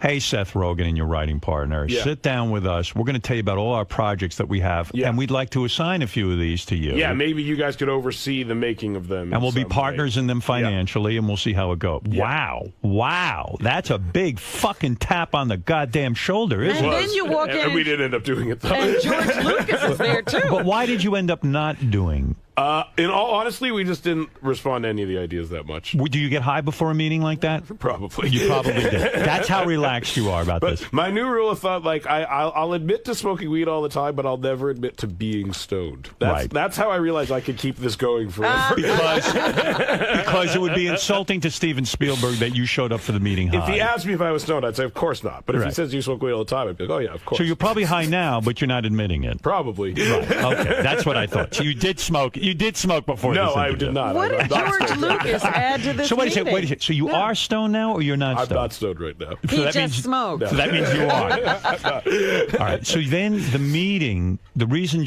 it got weird because George Lucas has weird ideas. He does, yeah. Well, it was first weird that he was fucking there at all. The fact that he's a person that exists was strange to see. I'd met him once before, and literally all I could fucking muster to say was like, hey, man, love Star Wars or something fucking stupid like that.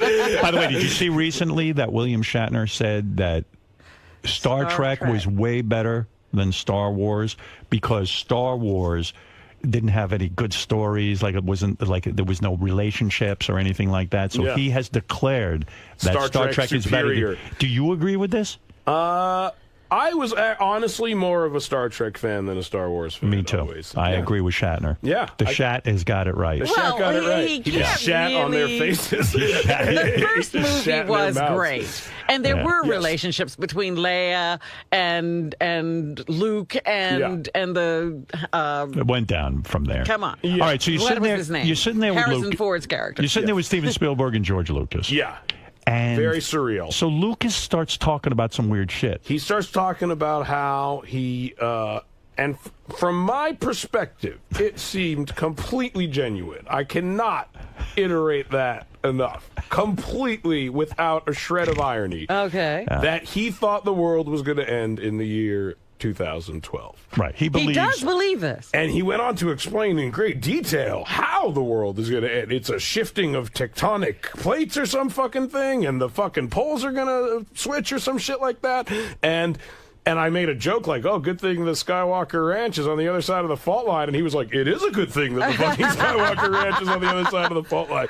But you know, it's incredible because when you're in Hollywood, you hear some weird shit. Like I was watching the X Factor. Paula Abdul believes she can see ghosts. You know, are you fucking serious? Yeah. She started saying, hey, this is very serious stuff. Some crazy girl comes out and starts saying, you take enough pills, you can see fucking ghosts. I can see ghosts. And everybody else wants to make a joke about it. And Paula's like, I understand what she's talking about. No, she's a weirdo. But so George Lucas says this to you, and you're taken aback, I guess, because not only are you high. You see, this is what does Steven Spielberg do? But you can't go into a meeting high because if I start hearing that, I'll be like totally fucked up. Yeah, I think I probably started laughing. I could keep my shit together. But what does Spielberg do while he's saying this? Spielberg can't agree. I feel like he was kind of rolling his eyes, like, I'm sorry, my fucking nerdy friend won't shut up. Like, I guess they're just guys after all. How does he bring that up? Even I mean, that is a weird thing to bring up. How did he bring up? Like, honestly, that is what I'm trying to think, like, how did it even get to that? Like, I feel like he kind of, like, inorganically ushered the conversation into that direction. Like, yeah, you just don't bring that up on a whim. Yeah, like, unless the year 2012 somehow came up, like, oh, well, the world's not going to exist anymore. Right, was there a project that existed for 2012 and he went like, shit, no one's going to get to see this? Yeah, unfortunately, that's not going to work. Right. I can't. We need you to make these films in 2011. Yeah, exactly. We have a hard out on all these movies. But then why do anything if the world's going to end in 2012? See, I'd rather be in a meeting with a guy who talks about smoking pot as opposed to the world is going to end in 2012. That would keep me from doing. If you said to me, I didn't do any projects with these guys because you're sitting there talking about the world ending in 2012. Exactly. And especially when you're stoned, it's a bummer, man. Yeah, it can really just confuse you. It's just a bummer thing to hear. Well, now the guy who got cancer in 50-50, the guy you know who the movie's about. Will. Yeah. He gets cancer on his spine. Yeah. Like it's like a weird thing. Like the tumor is wrapping around his spine. Yeah. Was that what he really had in real life? Yeah, he actually had that in real life. The MRIs in the movie are his actual MRIs from real life. And he was a health freak, which is even more funny to me in the movie because you're such a fucking slacker eating shit and garbage throughout the movie. And the guy with the cancer is the health nut. Which seems to happen to a lot of people. I mean, he wasn't quite like that as much, but he was definitely healthier than I was. was. And he was the guy who won't even cross the street against the do not walk sign because he was so paranoid about it. He was really neurotic. I mean, comedically speaking, he was the funniest one of my friends who could have gotten cancer.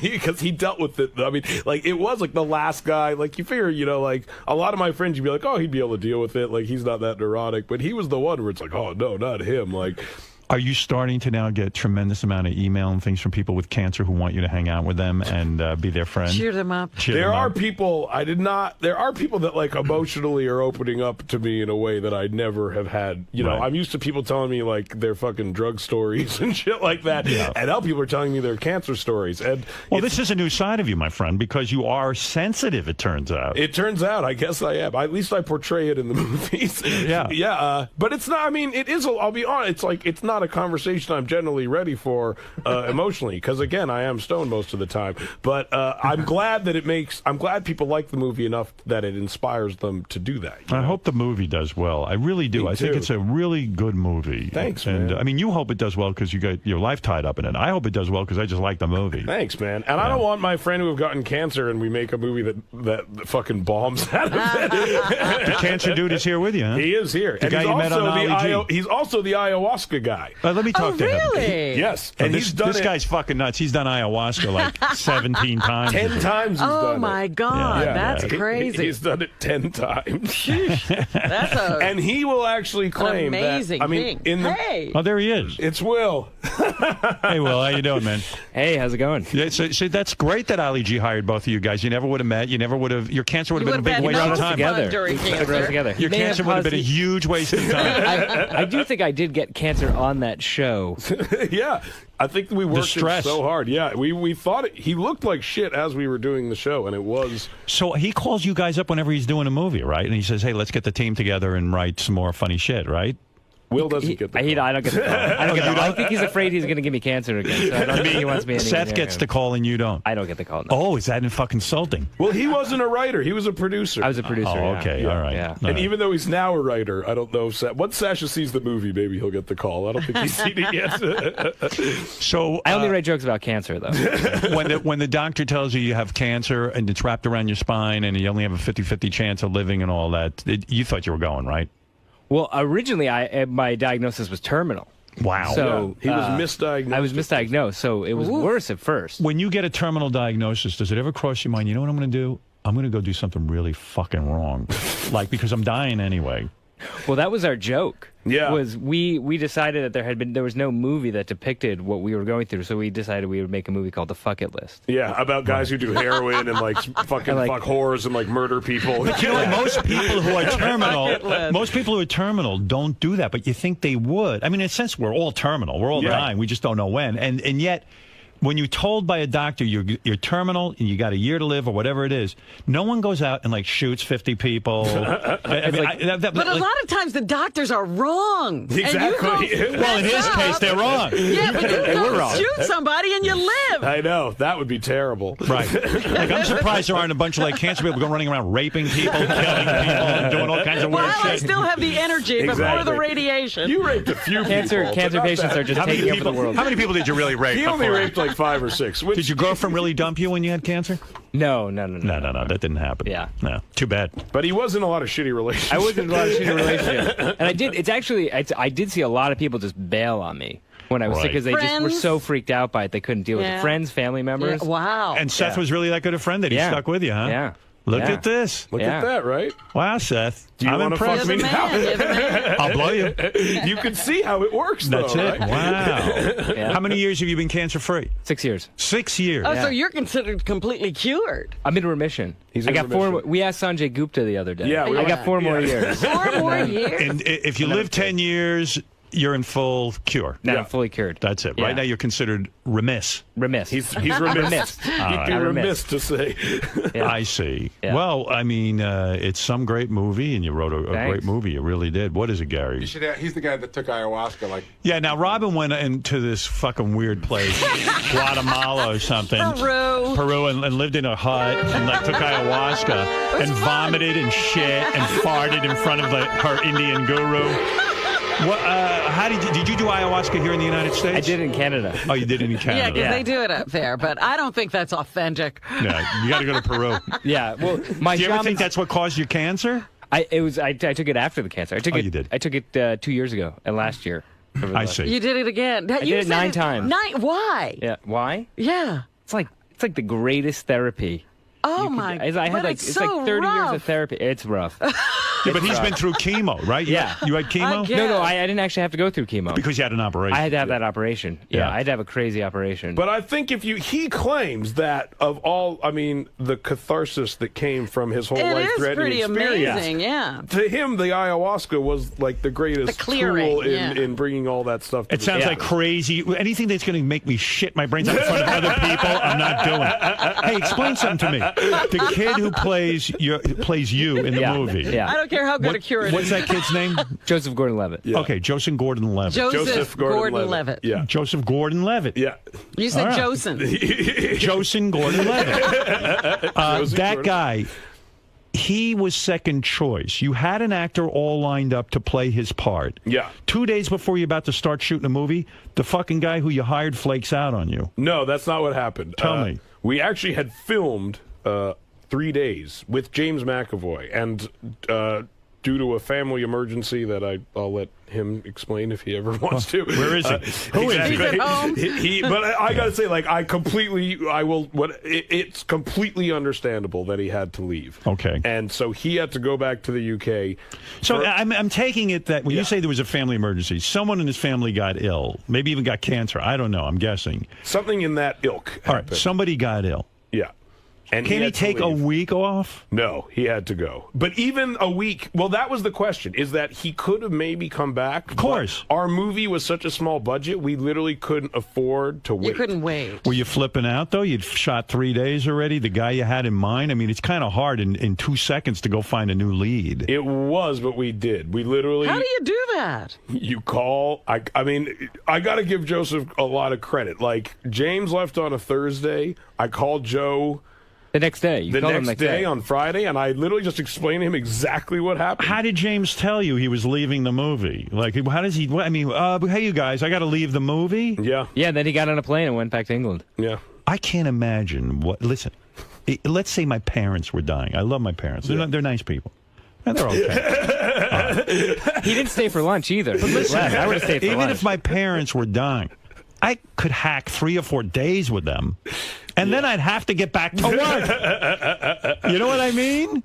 You're Jewish. Is that what it is? It is. We have a different work ethic. I see. Okay. Yeah, I'm like, work, man. Let's work. I know. I'm the same way. All right. You guys understand having to leave. Yeah. Like Fred left for some family emergency. We I were was just furious. going through this. That's right. We're still trying to figure out when you leave, how long you stay. The movie is called 50-50, Robin. It's very, very good. I know when you hear it's about some dude with cancer, but it's really funny and very entertaining, and I really do recommend it. It's terrific. Tom, you're on the air in Lewisburg, Pennsylvania.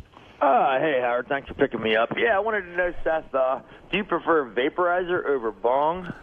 I think vaporizers are... you got to be more patient than I am for a vaporizer, because the whole thing is that you're just trying to find like that magic temperature that vaporizes it, and I always get impatient and just turn the fucking thing all the way up, and it essentially just smokes it like a regular pipe anyway. Yeah, that was my next question. What temperature? Yeah, I go joint, my friend. Do you ever worry about cancer? I mean, you're smoking a tremendous amount of smoke into your lungs. Yeah, I do worry about it sometimes. I don't think people who smoke a lot of weed realize that it's the same as smoking cigarettes. If you're smoking, how many joints a day are you smoking? Let's be honest. A couple. That's a lot of smoke going into your lungs. It is, I agree. And that's why I try to...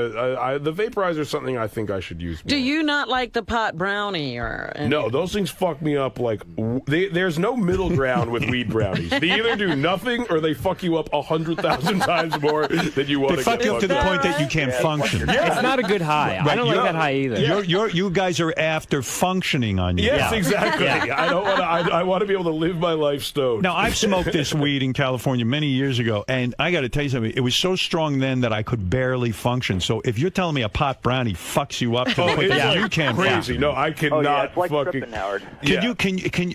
I thought it was like tripping smoking. Can you smoke an entire joint by yourself and then go out and function for the day? Yeah. An entire joint. An entire joint. Fuck. Well, he's the most high functioning pothead I've ever met. It's remarkable. Yeah. I don't understand how.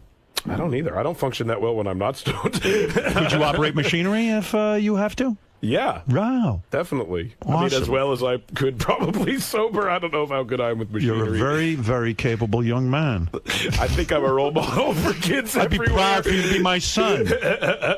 Gary, bring in a chainsaw and let's see Seth operate. Give Seth a joint and a chainsaw. Let's go quickly to Brian because it is getting late. I didn't realize how long we were bullshitting here for. It's over an hour. Seth Rogen is here, and the movie is called 50-50. The gentleman who inspired and wrote the movie is here with us. What is your full name? Will Reiser. Will Reiser. You any relationship to Paul Reiser, the great comedian? Yeah, he's my cousin. Your cousin? Right? Yeah. No kidding. Yeah. It's crazy, huh? George Lucas is on the phone from another planet. Seth.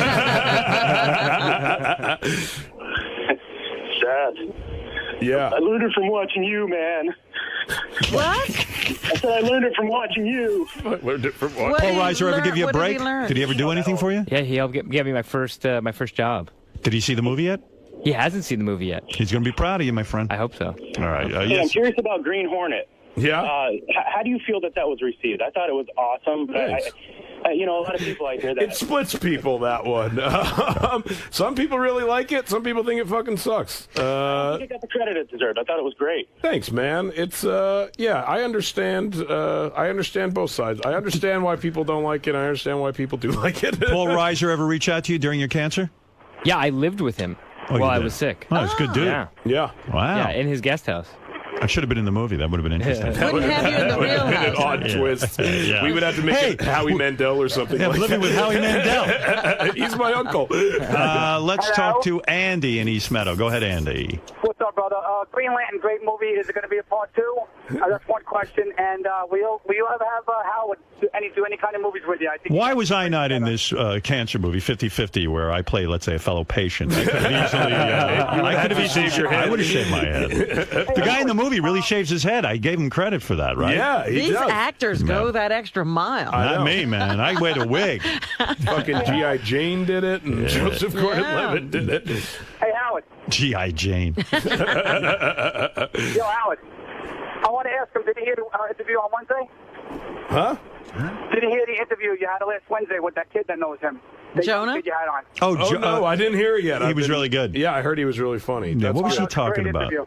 He was talking about, I think he wrote on Ali G or something. No, what did he he helped out on one of the movies. I think he helped out on Borat. Yeah, or Bruno. Yeah. Seems like everybody is on these Ali G movies except me.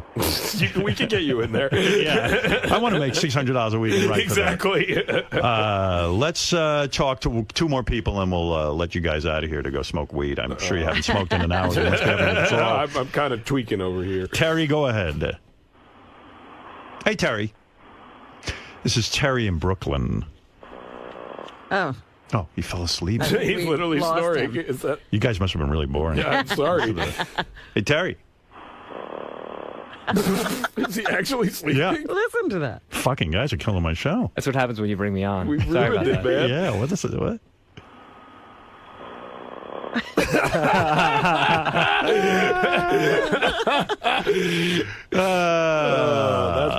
Let's go to Pete. Pete, go ahead. Pete, Kishmi Antachazarit. Go ahead in Pittsburgh. Yes, Pete. Hey, Seth, I read this in a magazine. Are you actually a Jew who is pro-Palestine, that you feel they deserve more land, and you're actually anti-Israel? What type of Jew are you, that you're anti-Israel? I'm definitely the type of Jew that's never fucking talked about that in a magazine. I'll tell you that much. I stay away from that hornet's So you're nest, not that kind of Jew. I'm not that kind of Jew. I hope you're Jewish, or that's offensive to What about say that the kind of green? Jew. What about the Green Hornet goes to Israel? Yeah, exactly. Well, actually, in the magazine, the quote was, you said, Israelis are the unfunniest Jews in the world. They give us a bad name. I had said that? I read that. I think it was High Times, actually. Oh, well, Israelis are probably less funny than... Well, it's hard to be funny when you're constantly getting attacked. Yeah, exactly. You really read into that statement. if that's how you interpreted that, you really fucking read into that. All right, one last question from Martin. Hey, Martin. Hey, Howard. There's 3 different studies that prove that show that smoking marijuana not only doesn't cause cancer, it actually prevents cancer. Boom! There you go. Seth will take that. He doesn't even care if it's real. Has your movie gotten any reviews yet? When does that start Lots of happening? reviews, yeah. Have the reviews been strong? Really good. Really good, yeah. I mean, I was blown out What by about it. test audiences? Did you go to any? It tested really well. We got tested like a 93 out of 100. Yeah, I bet your chicks dig it, too. They do like it, actually. Yeah, my So wife it's a loved it. comedy you can take your girlfriend. Yes. You too, and I think if you're a guy, you have a much better chance of getting laid because you seem sensitive just by going to this There you movie. go. I agree. I think that's a good strategy. All right, one last one from Tommy, and then we'll let you guys out of here. And see the movie 50/50 opening Friday in theaters everywhere. Go ahead, Tommy. Hey now, Seth, I love your laugh. You laugh like a retard. It is a joyous laugh. Like a retard. I don't know if Howard got some emails about Jonah. I called him Jonah the Joke Man Hill. He laughed at everything he said. I thought he sucked. I thought he was boring. You thought Jonah was boring? I thought he did a good job on the show. He had great stories he shared with us. Do you think I suck? Am I better than Jonah? You're way better. Oh, see, you're the best guest ever. I'm going to tell Jonah you said that. Thank you very much. I feel that Seth's a very real guy. Yes, go ahead. They on MLB Network, Bob Costas has this show where he interviews. They had Brad Pitt and Jonah Hill and the real Billy Bean and the guy that wrote the book. And Brad Pitt just seems like a real douchebag. You hung out with Brad Pitt at all through Jonah? No, I met him once. Jonah stayed away from all of his regular friends. Yeah, exactly. Yeah, like he dumped you. I would not hang out with me if I could fucking hang out with Brad Pitt. I'll tell you that much. Jonah's getting a lot of this shit where, like, hey, he lost weight, so like everyone's worried he's not going to be funny anymore, right? Which to me is ludicrous, honestly. Like, yeah, I mean, he's fucking funny. It doesn't make Hey, when you met Brad, when you met Brad, Fatty Arbuckle, when you met Brad Pitt, was he a douchebag? No, he seemed nice. I literally met him for 2.5 seconds straight. Right. But that guy, I mean, to me, I'm wary of anyone who's that handsome. It's Me just, too. I don't mix well with those kind of handsome I people. just feel like I should be associated with them. Right. He's got to go like now. Where's he going? Today Show. No, that sounds like fun. Maybe I'll go with you guys. You should. And he's got to be there in 11 minutes. Oh, really? Wow. Oh, no one told me. He's hosting. Seth is going to host. I literally am over for Matt Lauer. I'm taking over for fucking Kathy Lee today. Are you? I am. I'm co-hosting the whole last hour with Get Hoda. out. You're kidding me. I'm interviewing Elizabeth Hurley, I believe. We I have wonder a guy. if she's still hot. I hope she's got to be. She was the fucking hottest ever. I'm really excited. Oh, that yeah. old, right? Yeah, but she's she's gotta be. hot. Yeah, Wait, you're she's going to super- host? Well, this is interesting because Hoda had cancer, I just discovered. Oh, I didn't know that. Yeah. You guys can bring that up. She Bum her had out. breast Exactly. cancer. Let's really fucking bring it down a few notches. You're going to co-host with Hoda? That's the funniest thing. You have to roll a joint while you're there. To just I'm smoke really it. excited to do it. They I gotta drink be wine. totally You should honest. be able to do what you I do. know. I totally agree. Do you think you might get high before this? I honestly don't think I have time now, thanks to In you the guys. car you do? All right, listen, boys. Good luck with 50/50. Thank you so did much. Thanks a lot. Excellent job with the film. Thank you so much. And we'll be back right Thanks so after much. these words. Really appreciate it. Had a good time? I did a great time. So, pot, pussy, and porn? I think we covered all the bases, the 3 P's of a Howard Stern I really gotta appearance. run, so Yeah, thanks for coming a lot, down. man. Thank you. Light up.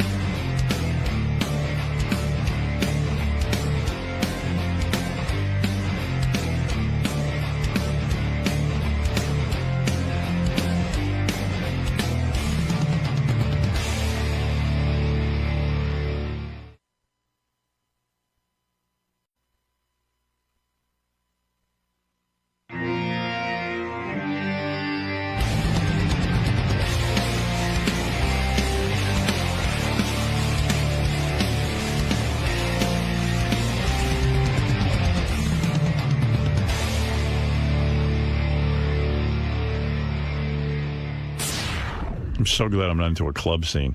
That pounding, that weird electronic drum and the I've always said every show that it sounds like a door slamming in the background. What is the dance you do to that? That's JD's kind of dancing, right? I guess. Yeah, JD, can you come in and dance to this for us? I'm trying to think what moves I would come up with that. No, seriously. Let me wait. How's this, Robin? Can I get on Dancing with the Stars, please? JD. I don't really dance. What do I do to this? Give me a dance move. A lot of people, put their hands up. Oh, there you go. See, he knows the move. I thought if you put your hands above your head, you're gay. No, seriously. I'm being serious. Like, straight guys don't do this. Well, I don't really do it. I don't know. What would you do to this? You're a straight guy. Well, I only have the one dance move where it's like... Let me see it. Let me see that. What is this it? Am I doing it? It's like a pirate. Am I doing your move from right now? Something like that. Do I look stupid doing this, Robin? Yes. Well, does he look stupid doing it? Well, he's not swinging his arms so much like that. He turns his body too. You're too exaggerated with your arm. What is that? What's he doing that I'm not doing? It's, Yeah, you're good. Like the cha-cha. So there you go. You like that song? I bet you like it. I like the beat. It's a little too monotonous. Something like that. Well, you are so inarticulate. What were you going to say? Don't take his words. He is so inarticulate. Did you hear him on the wrap-up show yesterday? No. That wasn't that bad. Dude, I heard they asked him a question. Right now, I don't even remember the question. Here, I'll play it for you. Here's JD. He's talking about who even knows what. Oh, taking responsibility for his office and keeping it clean because they were talking about you and all that. Did you understand Robin's attitude today towards her space? Well, no, she just didn't know what anything was or how I got there. Whatever. She seemed to be blaming other people for putting it there, whereas I take full, blame and everything in that office, pretty much. Responsibility. Yes, whatever. I mean, wow. He went to college. I mean, okay, Full Sail college, but he still went to college. Sorry? No, I feel bad for you because it must be difficult for you to communicate with Did you people. not talk in class? No, I wasn't much of a talker in class. Me too. No, we had to for the Could you imagine? for the final project, for the 35mm project, I had to go up and pitch my story, and it did not go well. Oh. I was the first one, too. Well, I just feel bad for you because I can imagine when you're in a social setting, it must be painful for you because it's hard for you to even communicate. Sometimes. Like in big groups and parties. I wouldn't want to be at a party stuck talking to you because it's like talking like a retarded person. Oh, sorry. No, I mean, it's not, you don't have to be sorry. I mean, you have problems. Well, I'm just not very talkative. Yeah. Well, when you're sitting around with your friends, you can talk, right? You know what he's good in? Email and on Twitter and stuff. He's kind of witty. Yeah? Yeah, like I read his stuff and I go, is that the same guy that I try to talk to? He's got a lot of good thoughts in there. You just can't get them out. Right? You're pretty good on Facebook. You should see what he writes about. It's good. Why don't you tell us something you would tweet?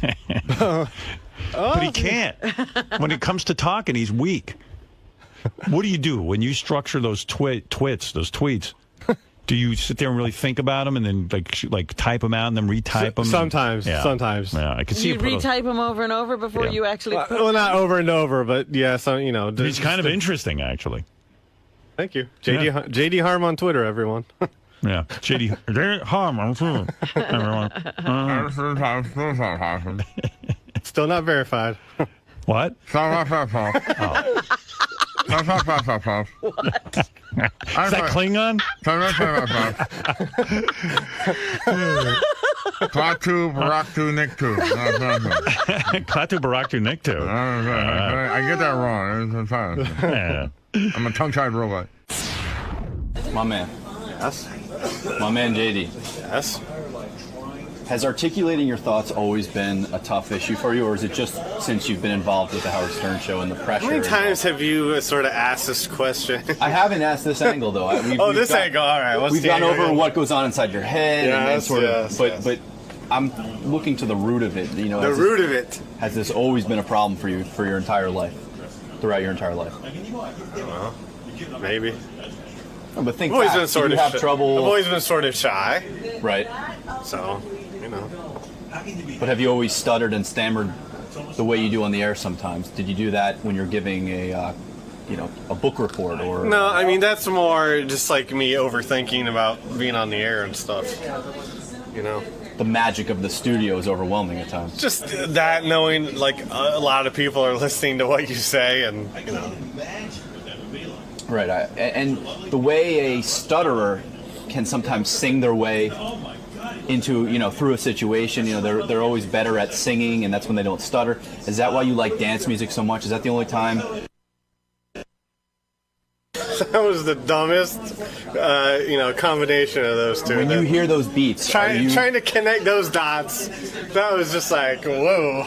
When you hear those beats, are you fully realized and fully confident and fully? You're being idiotic. Is techno is that your melody that just is going on inside your head, but you can't get out? Still not, no. So you just dance it, dance it right out. I don't even dance. You hear that? Hey, John Lieberman's here with the headlines from the Howard 100 newsroom. Come on in, Johnny. Say hello, and let's get that whole thing going. I'm staring around at our new set. John Lieberman was hired because he's Jewish. Johnny, come on, man. How's things going for you? You getting accustomed to the people back there? Yeah, everything so far so good. Everybody hates me, so that's good. Oh, who's everyone? Are the people giving you attitude? Yeah, we're digging into things, Howard, so you get a little attitude when that happens. Who's on the enemies list? Well, I don't want to throw anybody under the bus. Who is giving you a hard time back there? We went after Scott DePace a little bit yesterday. What happened there? Scott has had a criminal incident while he was in college having to do with selling booze to an undercover cop. Can't you just go to a liquor store and buy booze? Like how do you get busted? He's selling it out of his trunk. Scott, that's the dumbest fucking thing. I had a party. It's very standard in college. When you have a party and you have a keg, you ask for some money at the door so that you can cover the cost. Oh, I see. So you didn't try to sell a bottle of booze to it? No. So an undercover cop came in, and we charged him $5 to get in, and then we were arrested. Right, because it's like throwing an illegal club or something. Yeah, right? I got charged with running a speakeasy. Wow. So what happens with that? Are you caught up in a system? Do you have to go to court and do all that? Yeah, we had to go to court, and then I just remember I had a job at the racetrack, and the guy called me into the office, and he said, "Hey, you have to stop working here. You lied on the application. You said you weren't a felon." And apparently I was, because I had this on my record. Wow. That's so awful. When you're in college, everyone does dumb shit. They don't know what they're doing. Well, that's part of the problem. Some dumb shit winds up sticking with you for the rest of your life. Were you a cocaine dealer in college? People have told me you go around bragging about that. Huh? That's bullcrap. Oh. Just looking to dig up some stuff. That's how you report. We're still digging as well, Howard, so we'll keep you updated on that. So DePace is angry with you for bringing that up. No, not true at all. He asked me about something totally different, and I answered all his questions truthfully. All right. Who else are you? Anybody else back there getting crazy with you? No, everybody's been pretty good.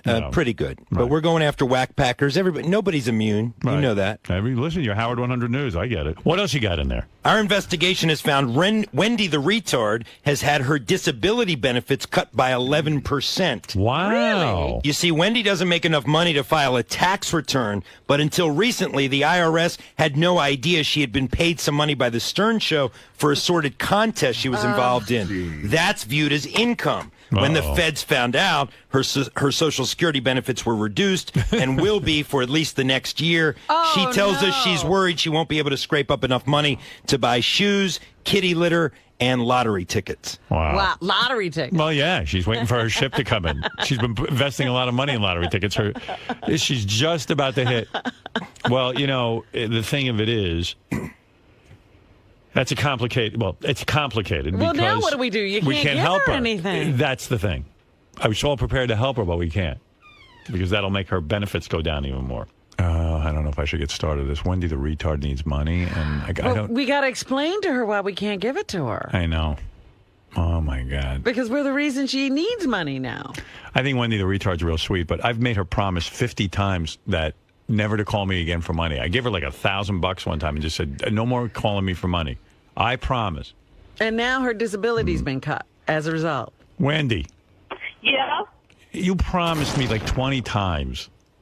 I know, but I have a lot of shit I got to get done and I don't have that much to do with. What? I got to get me clothes. I don't have a good pair of shoes. I need shoes. I need socks. I need, you know. Do you really need shoes and socks? I mean, wouldn't it be better you just didn't have any and you just walked around? Stay in. I need to get a game system for my little nephew Alex because he's driving me up the wall. Well, that's it. That's your problem. I'm not getting game systems for him. But wait a minute. Wendy, we heard that your disability has been cut. Yes. Because you got money from us. Yeah. So if I give you money, your disability is going to get cut. It's going to be cut some more. Well, I'm just saying I need shoes and I need clothes. You're not thinking long term. I don't have hardly any clothes to wear. You know what we ought to do with her? We ought to get her like couture clothes, like Chanel. Like Chanel, and have her come in here and do a fashion show. Like we make her hot. We do a makeover. Oh, my goodness. And then we put her on Hoda and Kathy Lee. If you need money so badly, I heard a rumor that, in fact, I know for a fact you ate out at the Golden Corral restaurant the other night with your mom. No, that was with my retarded friends when we came to Jacksonville bowling. Yeah, and so how'd you get money for that? They paid for it. Oh. But Wendy, I think we'd be hurting you by giving you money. And also me and Good, go with that. And also me and Christina came in first place again. Oh, congratulations. In the bowling? What'd you bowl? I bowled 156 and she bowled 146. Yeah, Is when there you say, a prize? Well, when you say 156, you have bumpers on, right? Nope. No bumpers. I don't believe you. I don't You know what, believe we that should for a minute. Put her against Scott the engineer. Yeah, you know, I don't believe for a minute you bowled a 156 without bumpers. Without bumpers. I have it on the ribbon to prove it. And who does the scoring? I mean, no offense, you are retarded. And so are your friends. The coach. And is the coach retarded?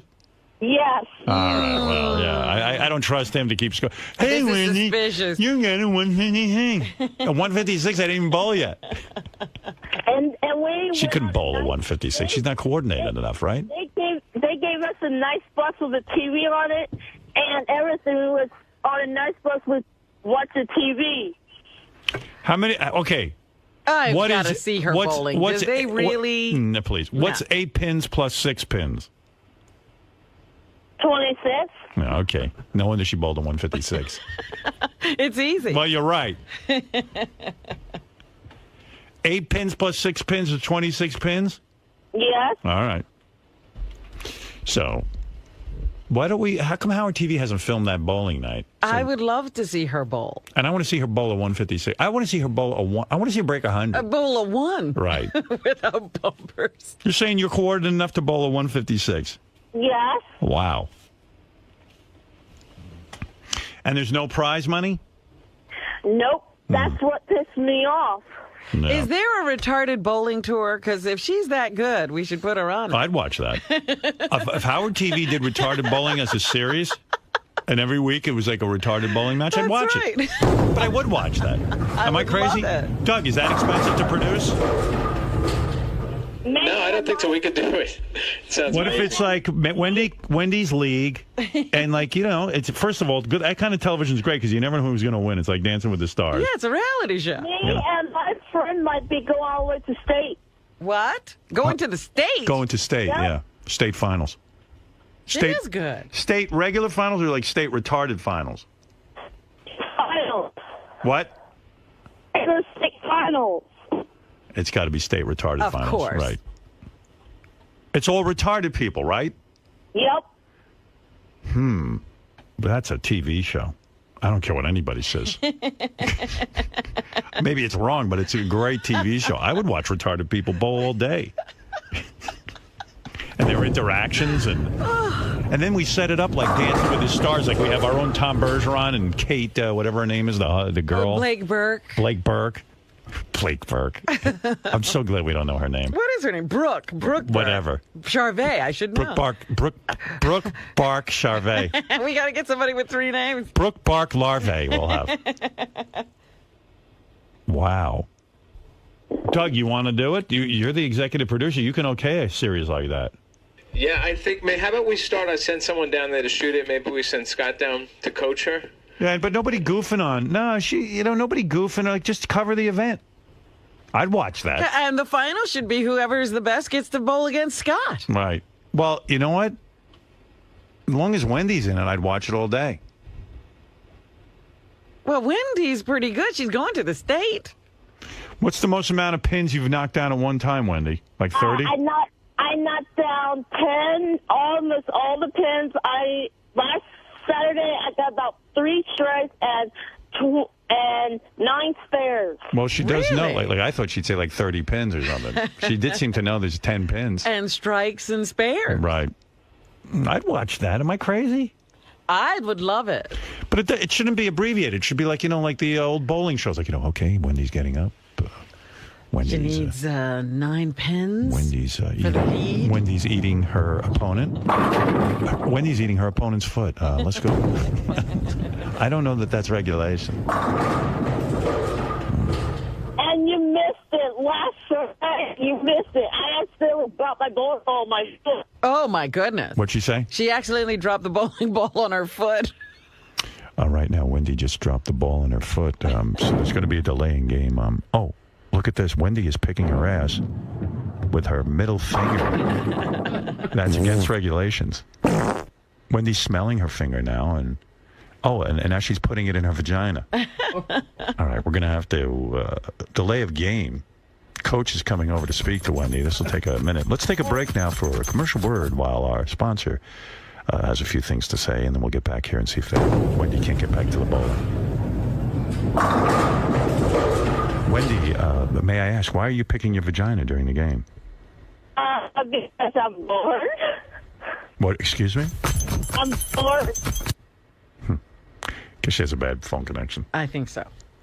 Yeah. By the way, our bowling is sponsored by Planned Parenthood. If you find out that your child is retarded, maybe it's time to go visit Planned Parenthood and consult a counselor. All right. Let's get back to today's game. This just in, Gary the retard got his dick stuck in a bowling ball. So we're going to have another delay of game. Did I mention this show is sponsored by Planned Parenthood?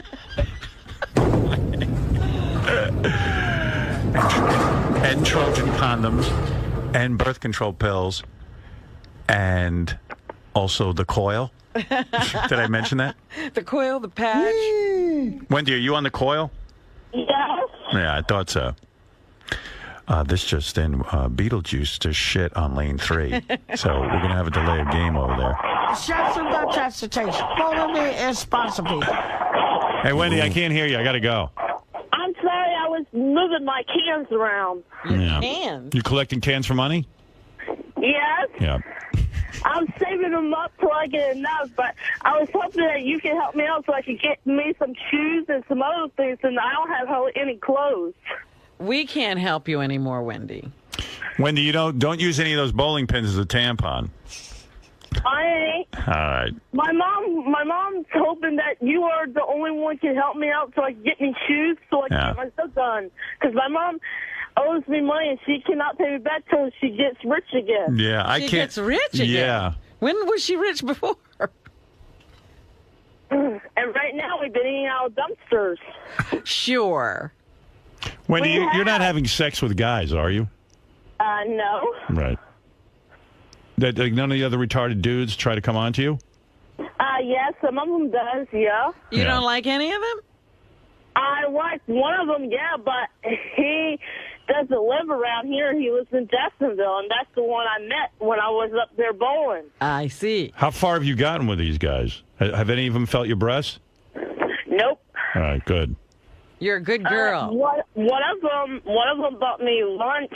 Yeah, well, that's nice. As long as it's wholesome stuff. You worry when you have a retarded child. That you might go off and... They might go get pregnant. Yeah. Yeah. You know not to get pregnant, right? Yes. Yeah, you could not take care of a baby, right? I can take care Dell'Abate, but I'm thinking about adopting my own kid. So I can get. She's going to adopt. It's a second show. Doug, follow her around when she goes to the adoption agency. Oh, my goodness. Right. But no man has ever put anything in your vagina, right? Nope. Good. And you don't feel like you're missing out on anything, right? Nope. Good. Good for you. I feel like I'm missing out in New York because I mostly like to look around the shops there. Do you think Brad Pitt is a movie star? Yes. All right. All right. Hey, Wendy, I got to go. I'm going to have Doug get in touch with you about the bowling show. Maybe there'll be some money in that. All right. Well, I'm just saying I knew money that was better. I know, for shoes. Yeah. Okay. I got the message. Thank you. Bye-bye. We can't cave in. Yeah. Can you imagine, like, she called in, got money from us, and now the government took away her benefits because she makes money off our show? Well, I don't know how they found out. Yeah. Yeah, no one in the government listens to this show. All right. Maybe there'll be some money in that bowling show for Wendy. Well, I don't know if she can make money and still get the disability. Oh, I see. You know, it's a tough area there. Mm-hmm. So, Gary, during today's phone call with Wendy, Howard seemed extremely interested in following her and covering her her bowling league and that whole experience. Doug's on board. You know, he put the onus on Doug. He said Howard TV, he'll send a full crew down. What are the odds that, you know, by tomorrow or maybe next week, Howard just has completely lost interest in Wendy and her bowling? No, this is something we talk about all the time. I think this one he'll be interested in, and it doesn't require us to do anything. It requires TV to go down there, document, and bring us back the clips, and I think he finds that interesting.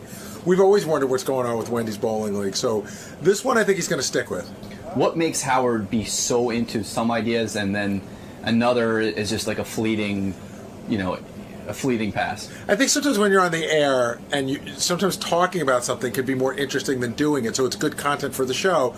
And I think he really gets into, you know, even today we were talking about that Salahi guy that we wanted to have on, right? And we talked about it during the break, and we didn't know what to do. So I said, let's talk about it on the air because it's you know, the process is sometimes more fun than the reality. So I think that's what happens sometimes, even if it doesn't come to fruition. Yeah, because we still have the entertainment of talking about it on the radio. But with someone like Wendy, he definitely has a soft spot for and just finds her life to be hilarious. So. Yeah, no, she's aside from Beetlejuice, she's a whackpacker that stood the test of time. Scott. Oh yes, hi. Oh, hello there. Hey now. Hey now. It's the G-Man. Generic Cameraman 1. It's the ENG man. Yes. So, Scott, as the Stern Show's resident bowling expert. Okay, I guess I am. Is there a demographic for retarded bowling with someone like Wendy? Does the bowling world want to see that, or does mainstream America want to see that, in your opinion? Oh, retarded bowling would be a fantastic hit. I mean, who wants to see guys that can bowl good? You know, retarded bowling is phenomenal. We did it once before, I believe, and we had a great time. Pins were not knocking down. So, I mean, it's the balls just don't go boom and boom in the gutter. They kind of like, you know, it's like the weirdest thing you've ever seen. Would you want to see more of it? Do you, as a bowling fan, do you want to see this? Is this something that you would look forward to watching? I love all kinds of bowling, whether it be professionals or retarded bowlers. It's a thrill. Yeah, of course we want to see it. And maybe they can give me some tips on what to do right. Would you go down and go down and wait, keep score or be involved with it? Should this shoot come to fruition? Yeah, sure. If they need me to be involved in some way, maybe I could be the announcer once again. I would certainly, or the play-by-play man, or the color analyst. Doesn't matter to me. I'm better at the color analyst job. But yeah, sure.